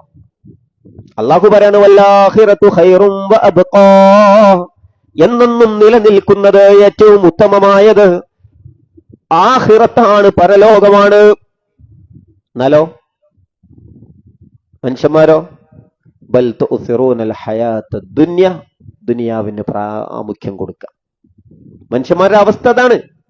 അല്ലാഹു സുബ്ഹാനഹു വ തആല പറഞ്ഞല്ലോ, നിങ്ങൾ മക്കളുടെ കാര്യത്തിൽ, സമ്പത്തിന്റെ കാര്യത്തിൽ പെട്ടുകൊണ്ട് അള്ളാഹുവിനെ മറന്നുപോകല്ലേ. വമയ്യഫ്അൽ ദാലിക ഫഉലൈക ഹുമുൽ ഖാസിറൂൻ, അവരാണ് നഷ്ടക്കാർ, ഒരു നഷ്ടപ്പെട്ടോകുന്നാണ്. ഈ ദുനിയാവ് നമുക്ക് വളരെ വലുതായി തീർന്നാൽ പിന്നെ അതൊന്നും ഓർമ്മ ഉണ്ടാവില്ല. ചെയ്യേണ്ട കാര്യങ്ങൾ നമ്മൾ ചെയ്യൂല, എല്ലാം സമയം തെറ്റിക്കൊണ്ടേയിരിക്കും. ജീവിതത്തിൽ ഒരു ചിട്ടയില്ലാതെയായി തീരുന്നുള്ളതാണ്. അങ്ങനെയാണോ പോണത് എന്ന് ഓരോരുത്തരും പരിശോധിക്കണം. ഈ ദുനിയാവിന്റെ ഒരു വില റസൂൽ സല്ലല്ലാഹു അലൈഹി വസല്ലം പഠിപ്പിച്ചു തന്നിട്ടുണ്ട്. ഇത് വഞ്ചിക്കുന്ന വിഭവമാണെന്ന് വിശുദ്ധ ഖുർആൻ എത്ര സ്ഥലത്താണ് എണ്ണി പറഞ്ഞത്. നിങ്ങളെ പറ്റിക്കുന്നത്, ദുനിയാവ് നിങ്ങളെ പറ്റിക്കുന്നു. അതിന്റെ വിലയാണ് റസൂൽ സല്ലല്ലാഹു അലൈഹി വസല്ലം പറഞ്ഞത്. ഒരിക്കൽ മദീനയുടെ അങ്ങാടിയിലൂടെ റസൂൽ സല്ലല്ലാഹു അലൈഹി വസല്ലം നടക്കുകയാണ്. ഒരു ചത്ത ആട്ടിൻകുട്ടിയുണ്ട്, അതിന്റെ കാത് മുറിച്ചിട്ടുണ്ട്. ആ ആട്ടിൻകുട്ടീനെ നോക്കിയിട്ടാണ് റസൂൽ സല്ലല്ലാഹു അലൈഹി വസല്ലം സ്വഹാബത്തിനോട് ചോദിക്കാണ്, ഒരു സ്വർണ്ണ നാണയത്തിന് ആർക്കാണ് ഇതിനെ വേണ്ടത്? അപ്പൊ സ്വഹാബത്ത് ചിരിച്ചോണ്ട് പറഞ്ഞു, നബി ആരാണ് സ്വർണ്ണ നാണയത്തിന്, ആരാണ് ചത്താടിനെ വാങ്ങുക? ചെവി മുറിച്ച ചത്താടിന് ആര് വാങ്ങാനാണ്? അപ്പൊ നബി സല്ലല്ലാഹു അലൈഹി വസല്ലം പറഞ്ഞു, നിങ്ങൾ പൈസ ഒന്നും തരണ്ട, ഇതിന് ഫ്രീ ആയിട്ടാണ് ആർക്കാണ്ട് വേണ്ടത് ചോദിച്ചു. അപ്പോഴും അവര് പറഞ്ഞു, ആർക്കാ നബി അതിന്റെ ആവശ്യമുള്ളത്, അത് ആരെ എടുക്കുമെന്നാണ്. നബി സല്ലല്ലാഹു അലൈഹി വസല്ലം അടുത്ത വാചകം കൂട്ടിച്ചേർത്തിട്ട് പറഞ്ഞാൽ എന്താ അറിയോ? ഇത്ര വില ദുനിയാവിന് ഞാൻ നൽകുന്നുള്ളൂ എന്നാണ്. ഇത്ര വില പടച്ചോന്ന് ഈ ദുനിയാവിന് കൊടുത്തിട്ടുള്ളൂ എന്നാണ്. അവിടെയാണോ നമ്മളൊക്കെ നിൽക്കണത്? നമ്മൾ ആലോചിച്ച് നോക്കാം. മറ്റൊരിക്കൽ റസൂൽ സല്ലല്ലാഹു അലൈഹി വസല്ലം പറഞ്ഞു, ദുനിയാവ് എത്ര നിസാരാണ് നിങ്ങൾക്കറിയോ? കടലിൽ ഒരാൾ ഇങ്ങനെ അങ്ങോട്ട് ഒരു വിരൽ മുക്കി അതുകൊണ്ട് തിരിച്ചെടുത്താൽ ആ വിരലിൽ എത്ര വെള്ളം ഉണ്ടാകും? അതാണ് ദുനിയാവ് എന്നാണ്. ദുനിയാവിന്റെ വലുപ്പം അത്ര ഉള്ളൂ. പരലോകം എന്ന് പറഞ്ഞാൽ ഈ കാണാത്ത അറ്റത്തോളം പരന്നു കിടക്കുന്ന കടലാണ്. അത്ര വലുതാണ് പരലോകം. പക്ഷെ ഇതിന്റെ വലുപ്പം മനസ്സിലാവണില്ല. അത് മനസ്സിലാകുമ്പോഴാണ് എല്ലാം വിട്ടെറിഞ്ഞോടാൻ സ്വഹാബത്തിന് കഴിഞ്ഞത്. യുദ്ധത്തിന്റെ വിളിയാളം കേട്ടു നിൽക്കുന്നു. താൻ കഴിച്ചുകൊണ്ടിരിക്കുന്ന ഒരു ഈത്തപ്പഴത്തിന്റെ കഷ്ണം അതെനിക്ക് നഷ്ടമാകുമോ എന്ന് കരുതി, സ്വർഗം നഷ്ടമാകുമോ എന്ന് കരുതി അത് വലിച്ചെറിഞ്ഞിറങ്ങിപ്പോയി ഷഹീദായ സ്വഹാബത്തിന്റെ പിൻഗാമികളാണ് നമ്മൾ. അവരനുഭവിച്ച ത്യാഗത്തിന്റെ എന്താണ്, അതിന്റെ എന്താണ്, ഏതു ഭാഗമാണ് നമ്മളൊക്കെ അനുഭവിച്ചിട്ടുള്ളത്? ആലോചിച്ച് നോക്കണ്ടേ? റസൂലുള്ളാഹി സ്വല്ലല്ലാഹു അലൈഹി വസല്ലമയും വിശ്വാസികളും ശഅബ് അബീ ത്വാലിബിലേക്ക് നാട് കടത്തപ്പെടുകയാണ്, ഉപരോധിക്കാണ്. റസൂൽ സല്ലല്ലാഹു അലൈഹി വസല്ലമയെയും സ്വഹാബത്തിനെയും ഉപരോധിച്ചു. ഒരു കാലഘട്ടത്തിൽ സാമൂഹ്യ ബന്ധങ്ങളും കുടുംബ ബന്ധങ്ങളും കച്ചവട ബന്ധങ്ങളും എല്ലാം വിച്ഛേദിച്ചു. റസൂലുള്ളാഹി സ്വല്ലല്ലാഹു അലൈഹി വസല്ലമയോടൊപ്പമുള്ള സ്വഹാബ പറയുന്ന വാക്കുണ്ട്, ഭക്ഷണം പോലും കിട്ടാഞ്ഞിട്ട് പച്ചിലകൾ ഞങ്ങൾ ഭക്ഷിച്ചിരുന്നു എന്നാണ്. ആടും ഒട്ടകവും ഒക്കെ ഭക്ഷിക്കുന്ന പോലെ പച്ചിലകൾ ഞങ്ങൾ ഭക്ഷിച്ചു, പച്ചവെള്ളവും കുടിച്ച് ഞങ്ങൾ വിശപ്പൊതുക്കിയിട്ടുണ്ട് എന്നാണ്. എന്നിട്ടോ ആട് ഒട്ടകമൊക്കെ കാഷ്ടിക്കുന്ന പോലെ ഞങ്ങൾ കാഷ്ടിച്ചിരുന്നു എന്ന് പറഞ്ഞത് സ്വർഗത്തിലേക്ക് ആദ്യം പ്രവേശിക്കാൻ കാത്തിരിക്കുന്ന സ്വഹാബത്താണ്. സഹോദരങ്ങളെ, ദീനു വേണ്ടി നമുക്ക് എന്താണ് അനുഭവിക്കേണ്ടി വന്നത്? നമുക്ക് അനുഭവിക്കേണ്ടി വന്നത്? യാസിർ കുടുംബത്തോട് റസൂൽ സല്ലല്ലാഹു അലൈഹി വസല്ലം പറഞ്ഞില്ലേ, ഇസ്ബിർ യാ ആല യാസിർ, യാസിർ കുടുംബമേ ക്ഷമിക്കൂ, നിങ്ങൾക്കുള്ള വാഗ്ദാനം സ്വർഗാണ് എന്ന് പറഞ്ഞില്ലേ? അത് പറയേണ്ടി വന്നില്ലേ? ഖബ്ബാബിന്റെ ചരിത്രം അറിയില്ലേ നമുക്ക്? റസൂൽ സല്ലല്ലാഹു അലൈഹി വസല്ലമയുടെ പ്രബോധനങ്ങൾ കേട്ട് അല്ലാഹു അഹദെന്നും അല്ലാഹു അക്ബർ എന്നും കേട്ട് അത് സ്വീകരിച്ചതിന്റെ പേരിൽ തന്റെ യജമാനന്മാരും യജമാനത്തികളും പീഡിപ്പിച്ച് തീക്കനലുകൾ ഒരുക്കി ശരീരം മുഴുവൻ പൊള്ളിച്ച് മാംസം കരിഞ്ഞുപോയ ഖബ്ബാബിന്റെ ചരിത്രം അറിയില്ലേ നമുക്ക്? ഇവിടെ അല്ലാഹു അക്ബർ പറയാനും 5 നേരം നിസ്കരിക്കാനും 1 മാസം നോമ്പ് വിൽക്കാനും എന്താ തടസ്സം ഉണ്ടായത്? നമുക്ക് എന്ത് ബുദ്ധിമുട്ടുണ്ടായത്? പോവട്ടെ, നമ്മുടെ ഈ നാട്ടിൽ ഈ ലാ ഇലാഹ ഇല്ലല്ലാഹ്, ഈ കേരളത്തിന്റെ മണ്ണിൽ പ്രചരിപ്പിക്കാനും പ്രബോധനം ചെയ്യാനും ഓടി നടന്ന എത്ര മഹാപണ്ഡിതന്മാർ എന്തെല്ലാം ത്യാഗങ്ങൾ അനുഭവിച്ചിട്ടുണ്ട്. മഹാനായ സയ്യിദ് മൗലവി റഹിമഹുല്ലാ, അള്ളാഹു അദ്ദേഹത്തിന്റെ സ്വർഗം നൽകി അനുഗ്രഹിക്കുമാറാകട്ടെ. പൊന്നാനിയിൽ ലാ ഇലാഹ ഇല്ലല്ലാഹ് പറയാൻ വേണ്ടി പോയതല്ലേ, പ്രസംഗം തുടങ്ങിയപ്പോഴേക്ക് അക്രമികൾ അവിടെ കൂടെ ആകെ പ്രശ്നം ഉണ്ടായിരുന്ന ലൈറ്റൊക്കെ അടിച്ച് പൊട്ടിച്ച് അദ്ദേഹത്തിന്റെ കഴുത്തിലേക്ക് തീ കൊളുത്തിയ ഓലപ്പടക്കം മാലപ്പടക്കം ചാർത്തിയില്ലേ. അതുകൊണ്ട് അരിശം തീരാത്തവർ അദ്ദേഹത്തെ ചവിട്ടി താഴെയിട്ട് അവിടെയുള്ള വൃത്തികെട്ട ഓടയിലെ വൃത്തികെട്ട മലിനജലം കുടിക്കേണ്ട സാഹചര്യം ഉണ്ടായില്ലേ. ഹോസ്പിറ്റലിൽ കിടക്കുമ്പോൾ അന്നത്തെ വലിയൊരു രാഷ്ട്രീയ നേതാവ് അദ്ദേഹത്തോട് ചോദിക്കുന്നുണ്ട്, ആരാ നിങ്ങൾ മൗലവി പറഞ്ഞാൽ മതി, ബാക്കി ഞാൻ ചെയ്തോളാം. സയ്യിദ് മൗലവിന്റെ മറുപടി, ഞാൻ ഈ നാട്ടുകാരനല്ലല്ലോ, എനിക്കറിയില്ല, അതുകൊണ്ട് എനിക്കോലെ പറ്റി പരാതിയില്ല എന്നാണ്. എന്തെല്ലാം കോലാഹലങ്ങൾ കഴിഞ്ഞിട്ടാണ് ഈ പച്ചപ്പരവതാനിയിട്ട് നമ്മളൊക്കെ നിൽക്കുന്നത്. അള്ളാഹു സുബ്ഹാനഹു വ തആല പറഞ്ഞില്ലേ, നിങ്ങളുടെ മുൻഗാമികൾ അനുഭവിച്ചതുപോലെ അനുഭവിക്കാതെ സ്വർഗത്ത് കണ്ടു പോകാൻ നിങ്ങൾ കരുതുന്നുണ്ടോ? അഫഹസിബ്തും അൻ തദ്ഖുലുൽ ജന്ന, സ്വർഗത്തിലേക്ക് അങ്ങ് കയറിപ്പോകാമെന്ന് നിങ്ങൾ കരുതുന്നുണ്ടോ? നിങ്ങളുടെ മുൻഗാമികൾ അനുഭവിച്ചതുപോലെയുള്ളത് അനുഭവിക്കാതെ എല്ലാ സുഖങ്ങളും സന്തോഷങ്ങളും അതുമാത്രം അനുഭവിച്ച് ദീനിനു വേണ്ടി ജീവിതത്തിൽ ഒരു ത്യാഗവും ചെയ്യാതെ ഒരു റിസ്കും എടുക്കാതെ വെറുതെ അങ്ങ് സ്വർഗത്തിൽ കയറാന്ന് കരുതുണ്ടോ? നമ്മളെ പറ്റി നല്ലോണം ആലോചിക്കണം. നമുക്ക് ആ സുബീന്റെ നേരത്തെ തണുപ്പത്തൊന്ന് നീച്ച് പള്ളിക്കൊക്കെ വരാൻ വരെ ഭയങ്കര ബുദ്ധിമുട്ടാണ്. വല്ലാത്ത തണുപ്പല്ലേ, എന്താ ചെയ്യാൻ? ആ നേരത്തെ ഒരു ടൂർ വേണ്ടി എന്നാലോ, അതിന് പറ്റിയ വസ്ത്രം നമ്മളെടുത്തിട്ടുണ്ട്, അതിന് പറ്റിയ സൗകര്യം നമ്മളെടുത്തിട്ടുണ്ട്, ഒക്കെ നമ്മളെടുത്തിട്ടുണ്ട്, നമുക്ക് പോകാൻ കഴിയും. ഞാൻ പറഞ്ഞ ഏതിനാണ് നമ്മളൊക്കെ പ്രിഫറൻസ് കൊടുക്കണമെന്ന് ആലോചിക്കണം എന്നാണ്. ഈ പരലോകത്തിനാണോ അതല്ല ഈ നശിച്ചു പോകുന്ന ഈ ദുനിയാവിനാണോ എന്നാണ്. അശ്രദ്ധയിലാണ് നമ്മൾ, അശ്രദ്ധയിലാണ്. ആ അശ്രദ്ധ അവസാനിപ്പിക്കണം. അതെപ്പോഴും അവസാനിക്കുക? ബോധം വരുമ്പോ. അല്ലെങ്കിലോ അൽഹാഖുമുത്തകാസുർ ഹത്താ സുർതുമുൽ മഖാബിർ കല്ലാ സൗഫ തഅലമൂൻ ثم كلا سوف تعلمون كلا لو تعلمون علم اليقين لترون الجحيم ثم لترونها عين اليقين ثم لتسألن يومئذ عن النعيم. നിങ്ങൾ അശ്രദ്ധയിലാണ്. അൽഹാഖുമുത്തകാസുർ, നിങ്ങൾ ഇങ്ങനെ പൊങ്ങച്ചം പറഞ്ഞും പെരുമ നടിച്ചൊക്കെ ഇങ്ങനെ നടക്കല്ലേ, അത് നിങ്ങൾ അശ്രദ്ധയിലാക്കിയിരിക്കുന്നു. എപ്പോഴത് അവസാനിക്കും? ഹത്താ സുർതുമുൽ മഖാബിർ, ഖബർസ്ഥാനുകൾ സന്ദർശിക്കുന്നത് വരെ ഉള്ളൂ. മരിച്ച ഖബറിൽ കൊണ്ടുവെക്കണവരെ ഉള്ളൂ. ഈ വർത്താനും ഇതൊക്കെ തീരുന്നാണ്. കല്ലാ സൗഫ തഅലമൂൻ സുമ്മ കല്ലാ സൗഫ തഅലമൂൻ കല്ലാ ലൗ തഅലമൂന ഇൽമൽ യഖീൻ. നിങ്ങൾ അറിയും, ഒക്കെ നിങ്ങൾ വഴി അറിഞ്ഞോളൂ. നരകങ്ങൾ കാണുന്നാണ്, നരകങ്ങൾ കാണുന്നാണ്. അതുകൊണ്ട് നല്ലോണം ആലോചിച്ചോളി എന്ന് വിശുദ്ധ ഖുർആൻ നമ്മളെ ഓർമ്മപ്പെടുത്തുന്നുണ്ട്. അവസാനം സുമ്മല തുസ്അലുന്ന യൗമഇദിൻ അനിൻ നഈം. ഈ ജീവിതത്തിൽ നമ്മൾ അനുഭവിക്കുന്ന എല്ലാ അനുഗ്രഹങ്ങൾക്കും പടച്ചവനോട് കണക്ക് പറയേണ്ടി വരും. പടച്ചവൻ അത് ചോദിക്കുന്നതാണ്. സഹോദരങ്ങളെ, ധരിക്കാൻ ഒരു നല്ല വസ്ത്രമുണ്ടെങ്കിൽ, അള്ളാഹു നൽകിയ കണ്ണുകൾക്ക് കാഴ്ചയുണ്ടെങ്കിൽ, അള്ളാഹു നമുക്ക് നൽകിയ എന്തൊക്കെ ഉണ്ട് അതൊക്കെ അനുഗ്രഹമാണ്. ഇന്നൊരു പുതിയ ഒരു മെഷീൻ നമുക്ക് ഉപയോഗിക്കാൻ പറ്റിയത് കണ്ടെത്തിയാൽ അത് അനുഗ്രഹമാണ്. ഇതൊക്കെ ചോദിക്കുന്നതാണ്. ഈ അനുഗ്രഹങ്ങളൊക്കെ ചോദിക്കുന്നതാണ്.